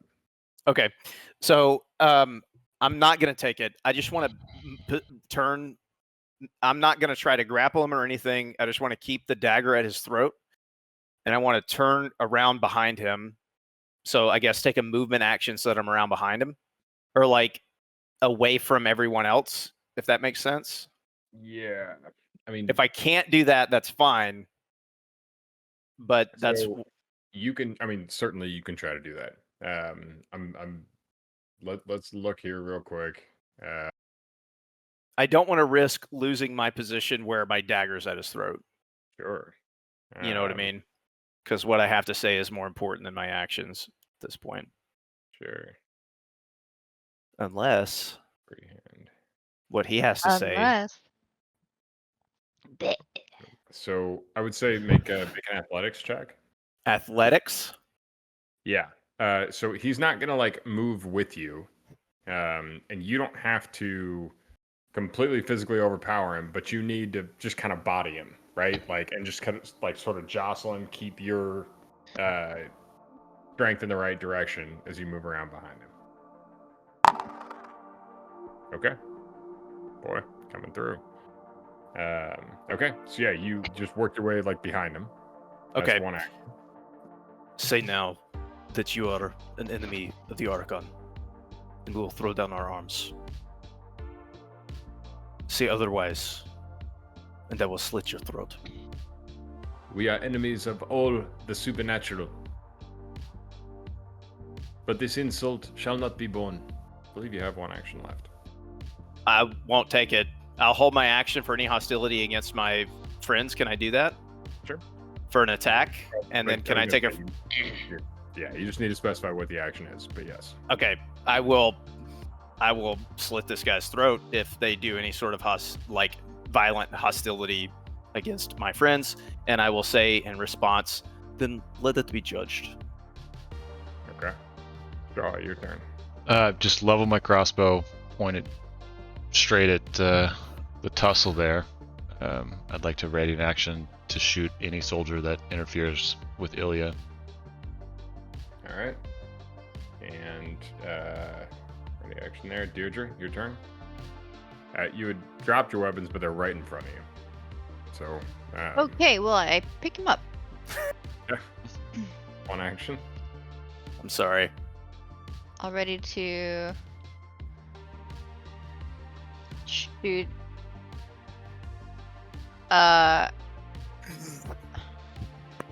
If anyone comes within 30 feet of me. Okay. So I'm gonna make 2 rolls here because I'm just gonna make them. One's gonna be in private, one's gonna be in public. So this guy needs to make a decision. Okay. So never mind. I don't need to make a second roll. All right. This guy speaks a word, and just like he's got his staff that's come lowered a little bit since Ilya's got his dagger to his throat. He speaks another word, and the staff kind of comes down, and the edge touches Ilya. Ilya, you need to make a reflex save, as I assume you would try to avoid having that thing touch you if he's trying to get it to touch you. Damn,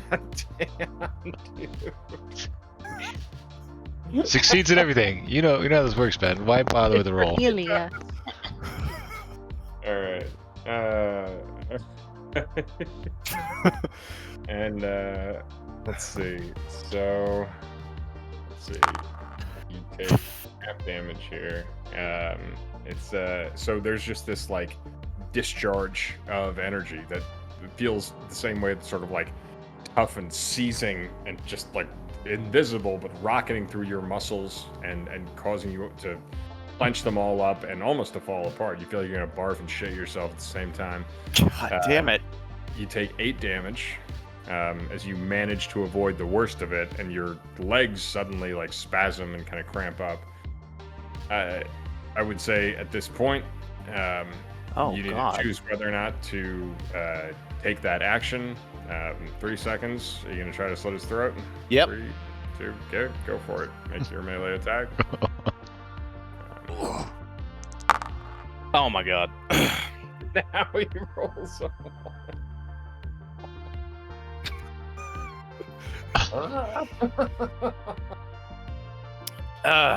Well, I'm doing what I think is right, Yeah, and that's where we are. I hear you. All right, so this guy's gonna turn. He's got a penalty on it. He's gonna make a normal corporeal attack against you with that staff. What's your AC? Oh, I use my reaction to activate Nimble Dodge. My AC is 20. Okay, yeah, he misses. So all right, so he does that. There's that discharge of energy from the bottom of his staff, and then you jump back, avoiding the worst of it. But at the same time, as you jump back, you've got to make a commitment here to try to dig that dagger through, and bring it through his throat as you jump back. You do that, and as you do so, it's a little bit late. You end up just jumping away and then kind of flailing forward, but he's already twisting out of your grip. He spins that staff around pretty dexterously, puts the back end against his forearm, and just swings kind of blindly behind him, but you manage to pretty easily dodge away from that. And then with his last action, he takes a couple of quick steps away and says, "Kill them." Can I shoot him with my rated action? Yes, that seems fair. Cool. Everyone ready to go for it? Where's my short sword, by the way? Like, did it just fucking float off into the ether? Oh, no, it's actually still right about 3 feet behind the guy, floating in the air. Oh. Where he had it before. So a 19, unfortunately, does not hit this guy. Same with that distortion in the air around him. This time does manage to deflect the air, or the crossbow bolt. And then let's see. It's actually Doolin's turn. I'm gonna run up behind him. Okay. And I'm going to attack him. Go for it. Move for 1, attack for 1, or is this a power attack? Do you have that, or is this a? Yeah, I have power attack. Okay, gotcha. Let me just make sure it's clicked on. Just to remind me, so you're gonna spend 2 actions to make 1 attack, and then you get the damage bonus on it. Okay, cool, gotcha. Yes. Roll better than me. Now, you've been rolling pretty solid, man. Oh, yeah. Except for the last Doolin's one. been rolling pretty low. Okay. Well, they're That's kind of being originally great, yes. dicks. They deserve it. Doolin. Okay. They're only doing what they 18. think is right. Unfortunately, is not going to be enough for this one. Much like the 19 wasn't. So, all right, Doolin, you run up, swinging down heavily at this guy. There's a weird distortion as you feel like you follow straight through with your attack.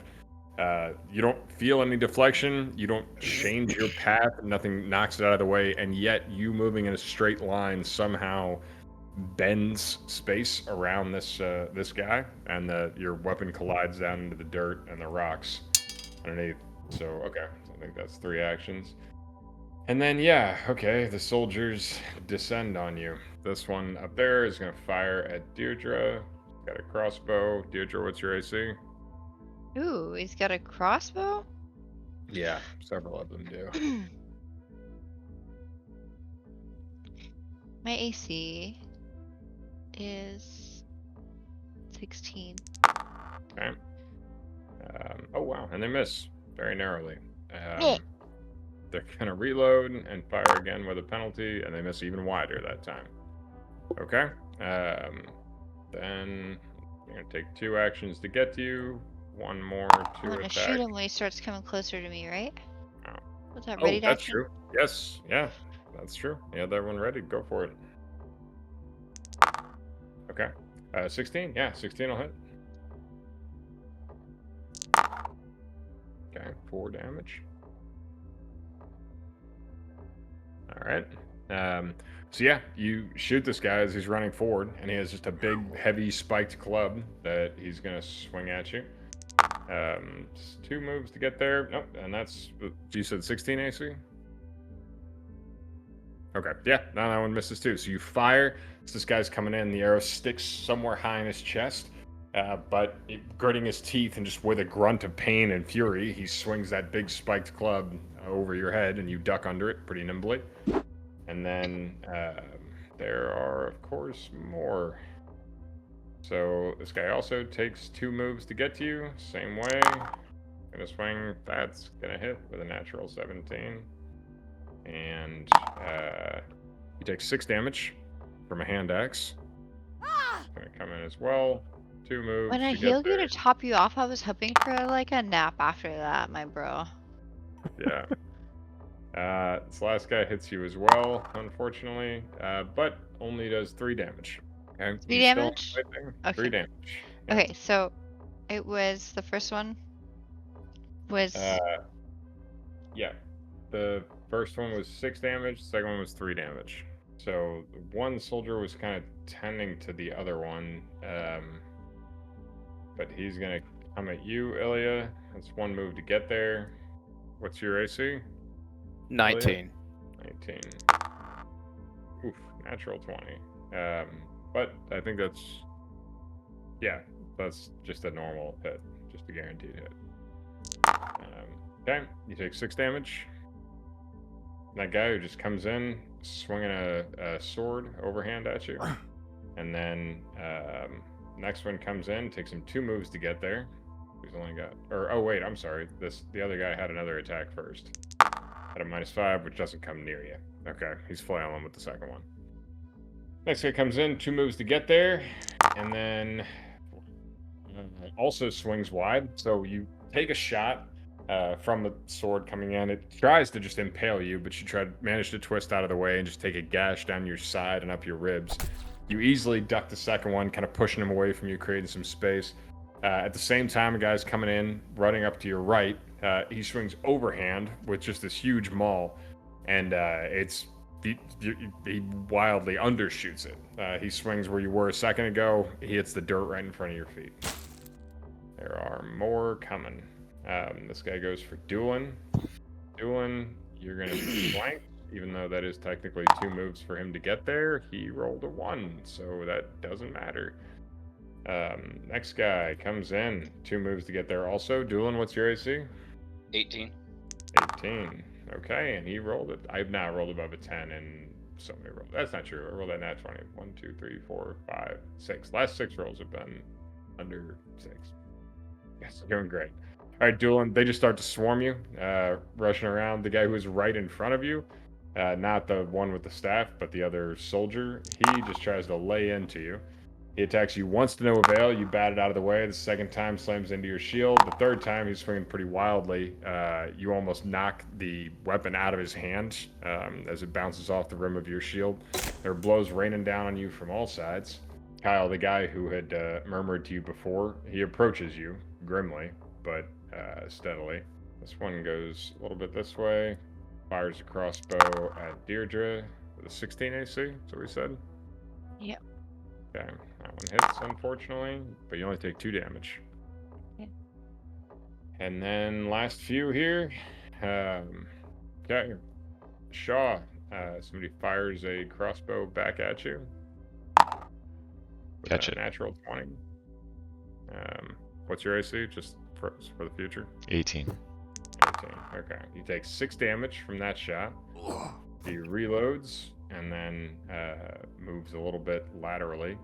Oops, not 20, 30 feet. She has not taken cover, technically, behind that rock, but is going for it. Let's see, another one No. rushes into you. That's 2 moves to get there.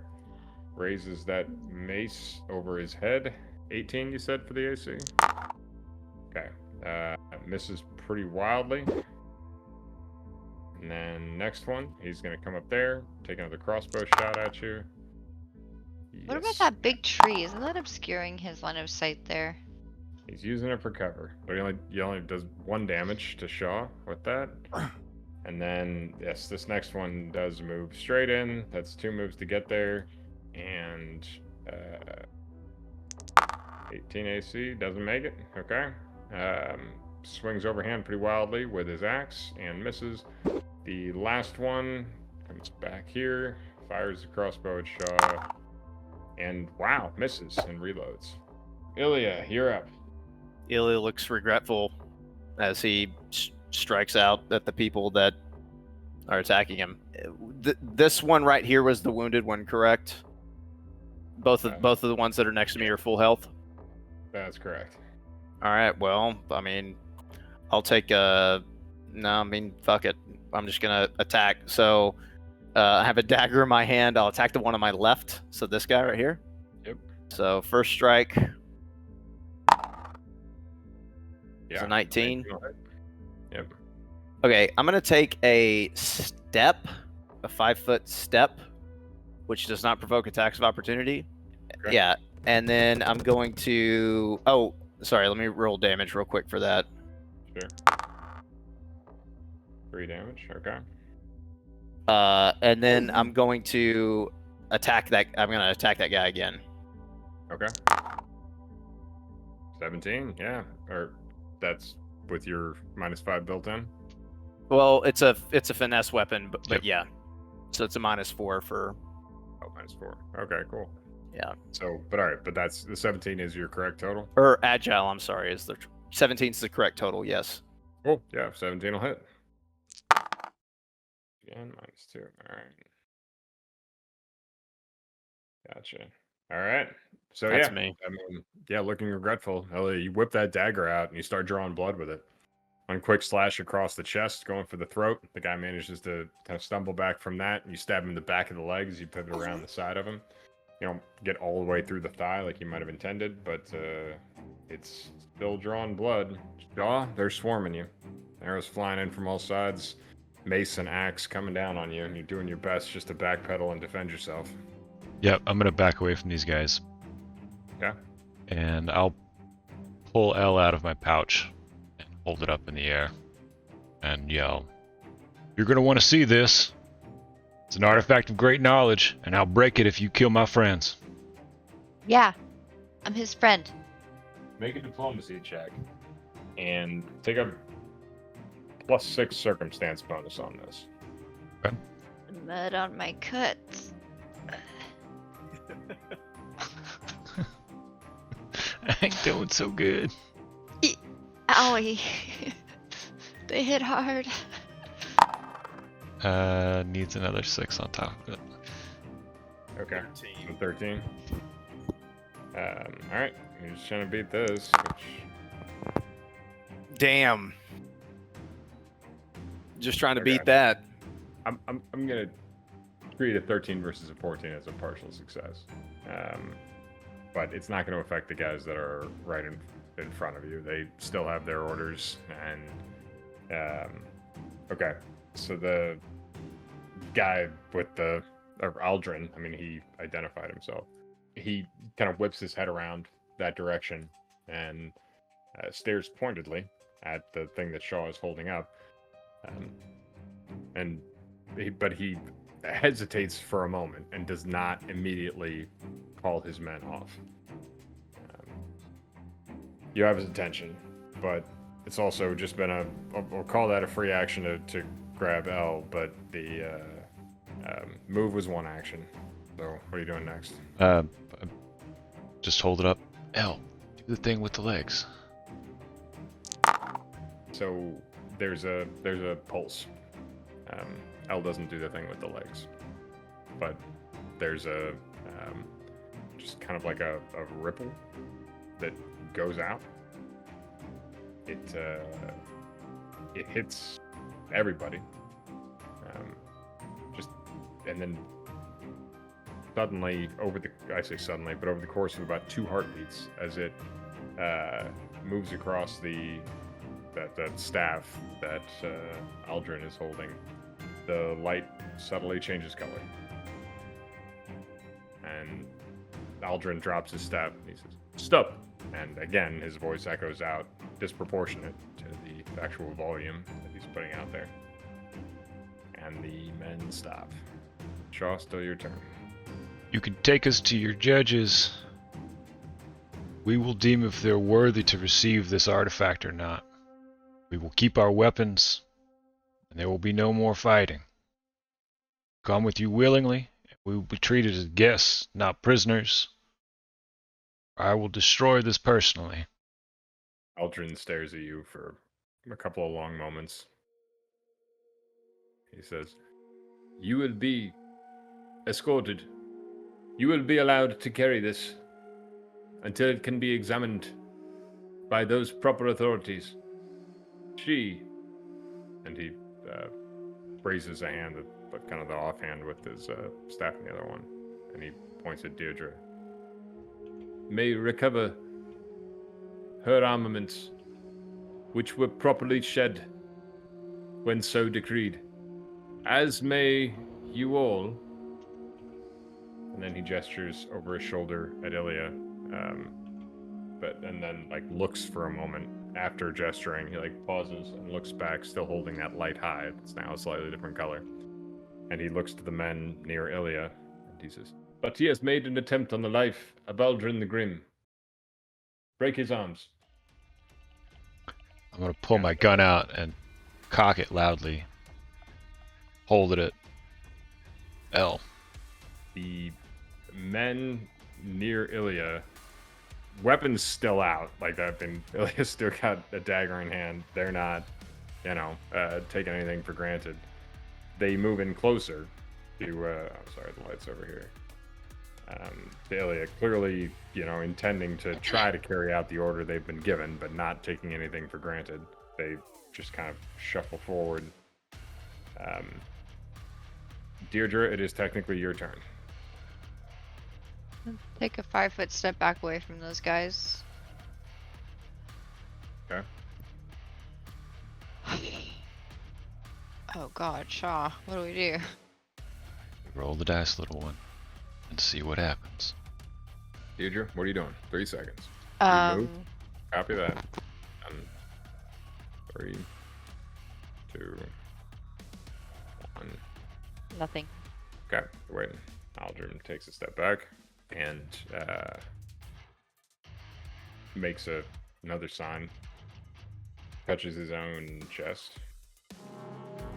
And the blood stops flowing out the side of his robe and whatever's underneath it. And he just looks toward Ilya to see that his orders are being carried out. Doolin, it's your turn.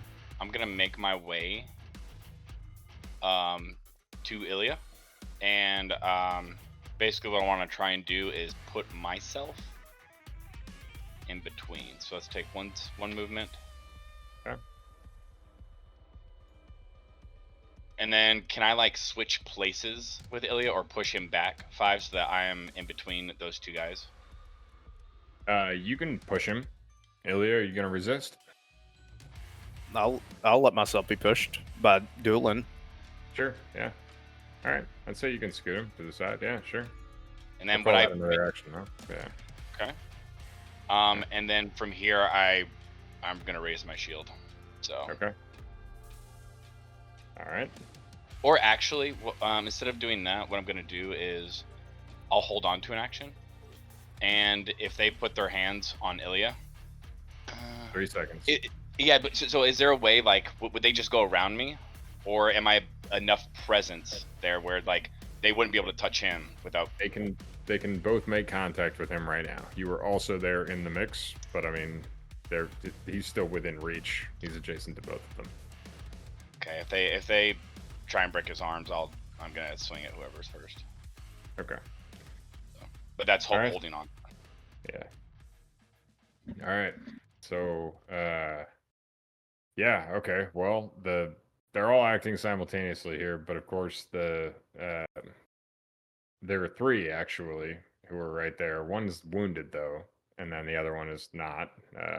There's the one that Ilya just stabbed twice with the dagger, and another one there to his left that has not been hurt, and another one behind him.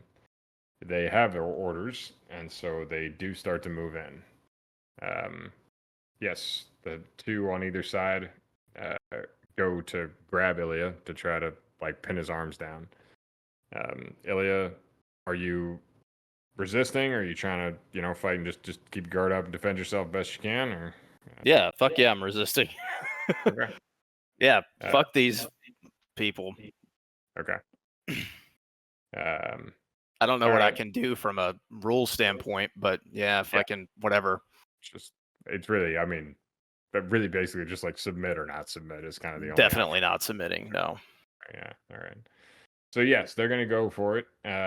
Doolin, the one that's wounded, of course, hesitates a little bit more than the other one. So the first one to go for him is the guy down to the, I guess, south there. So you're gonna attack him if he goes for Ilya. Go ahead and make your attack roll.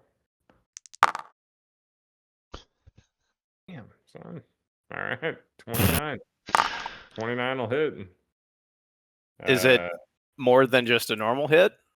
Like a critical hit? Like 10 over their normal AC? It is. Yes, that's true. That's a good point. Yeah. Oh, so all right. Oh, With power attack on top? no, it's not power attack 'cause it's only one Oh. action. Oh, okay. Yeah. All right. Yeah. So what do I add to the 19 for critical? You Good double question. your damage, right? I think it's doubled. Yeah. You double your hit die, right? Or your damage die. So if I rolled 19 for damage, So that roll has your power attack in it because it's 2d12. So that might be the right roll for a critical. crap. Yeah, that's right. No, well, the critical is just double whatever your damage is. It's not double the dice. It's Yeah. whatever you would normal roll plus or doubled. Right. So learn something just now too. Looking at this, you do get a critical on a natural 20, even if it's not Hmm. 10 over. the right total. Yeah. But then yes, if you critically succeed on a strike, your attack deals double damage. So you got to roll it again. Mm. 1d12 plus 4. Doubled. Indeed. Wait, what? That's the not- attack. Says that you're taking Oh, damage. sorry. Damage. My bad. So okay. You could. Okay. Yikes. All right. Okay. We got there. Still Damn. doubled. But that's not a critical though, right? Takes double that. That's why it has the It- double it's- button on there. It's doubled it. Yeah. Yeah. You rolled min plus. That sucks ass. So yeah, you just hack forward at the guy that's going for Ilya and slash him deeply across the kind of guts and neck. He groans in agony as he kind of falls away, but the other one's still going for Ilya. He's gonna. Oops. All right, so he's gonna miss. I should have rolled that properly, but that's fine. But he's gonna take another attack at a -5. Which Ilya, what's your AC? Has it been a full round since I used my last reaction? Yes. Then 20. Okay. -5. Okay, yeah, that one's a miss too. That's really high. And then the other guy comes in from behind you. And he's technically flanking me, so I'm at 17 AC. Okay. Well, even still, that's actually not enough in either case to get you. So yeah, he's moves, takes 2 attacks, and that doesn't work. This guy's still wounded and staying where he is. And this last guy, the one who spoke to you before, comes in grim-faced. Ilya just shakes his head at him as he comes in. Okay. And he misses both times, swinging that hooked sword. And yeah, Ilya, you're just a whirling mass of blades. And yeah, darting, dodging around, bloodied already, but still hanging on. I'm quite fucked up. Yeah.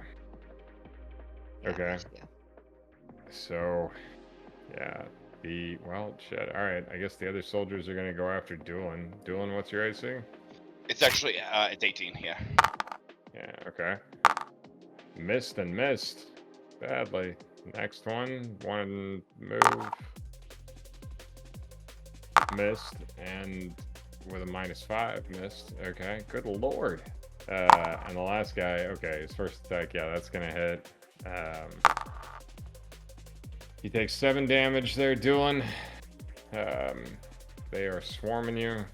The other soldiers uncertain as to their orders, as they've not been given any more to attack you, and Shaw's still got that other, so he's got L in his hand.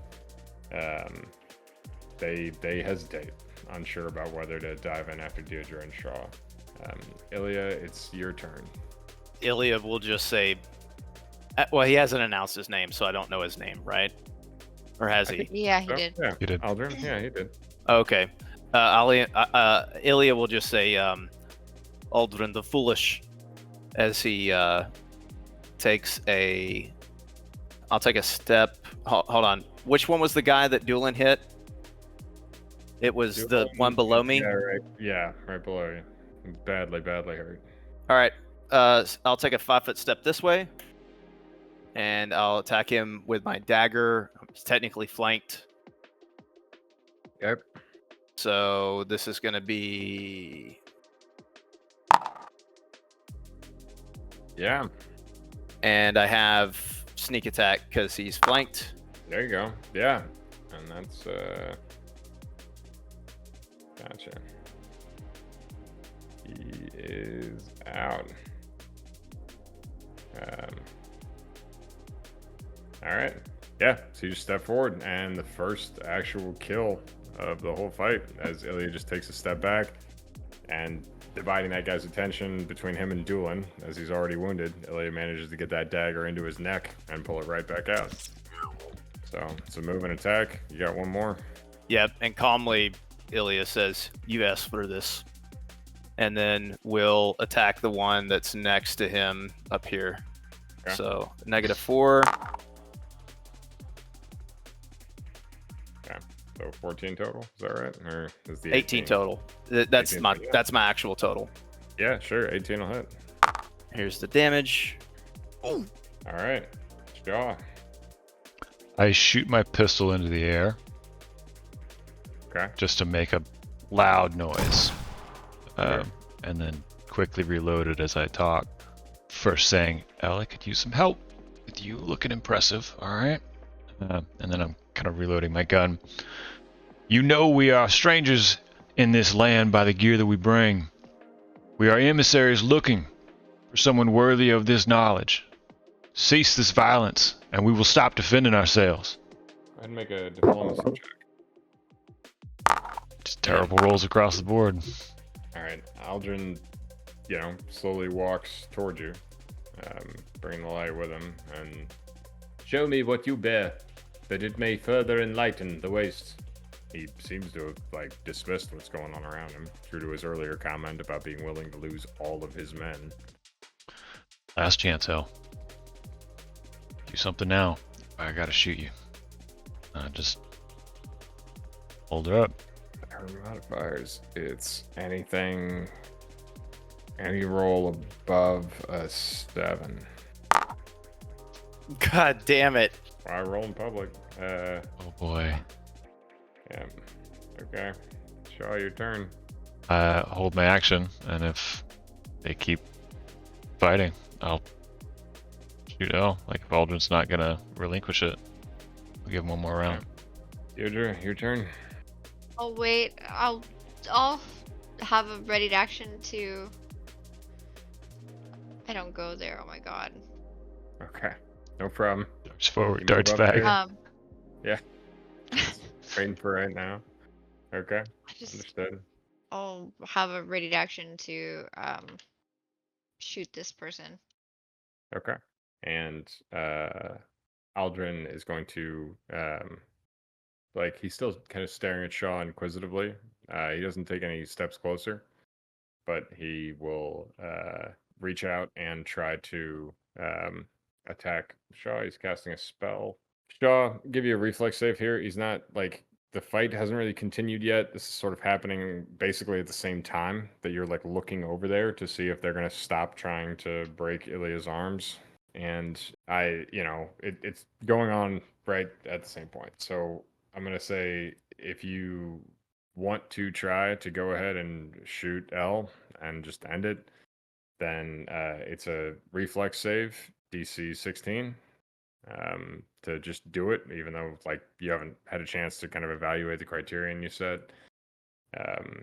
Otherwise, Aldrin's just gonna act the way he acts. Yeah. Can I What's up? can I tell if Shaw's like actually ready? Is there any way that I can tell that he's actually about to shoot L?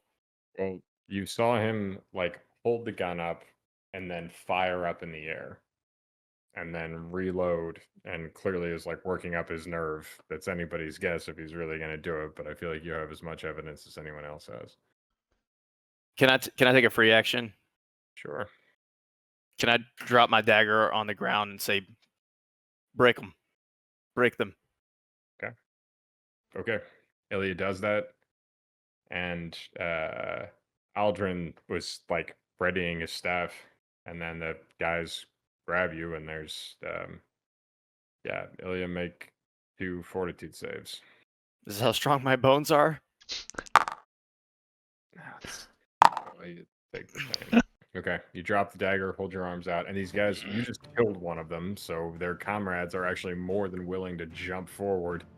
And they do it. You feel your wrists get grabbed, and then both your elbows just get hyperextended. You feel tendons snap, and your jaws clench. Agony rockets up of both of your arms.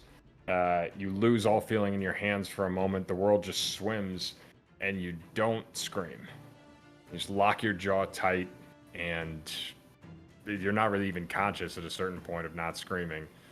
But you just hold it in, not letting them hear your agony other than a pretty miserable groan. And Aldrin stops and looks over his shoulder. That will be sufficient. Stand down. Stand down. And around there, stand down. Including Shaw, apparently. And we'll pick up next time.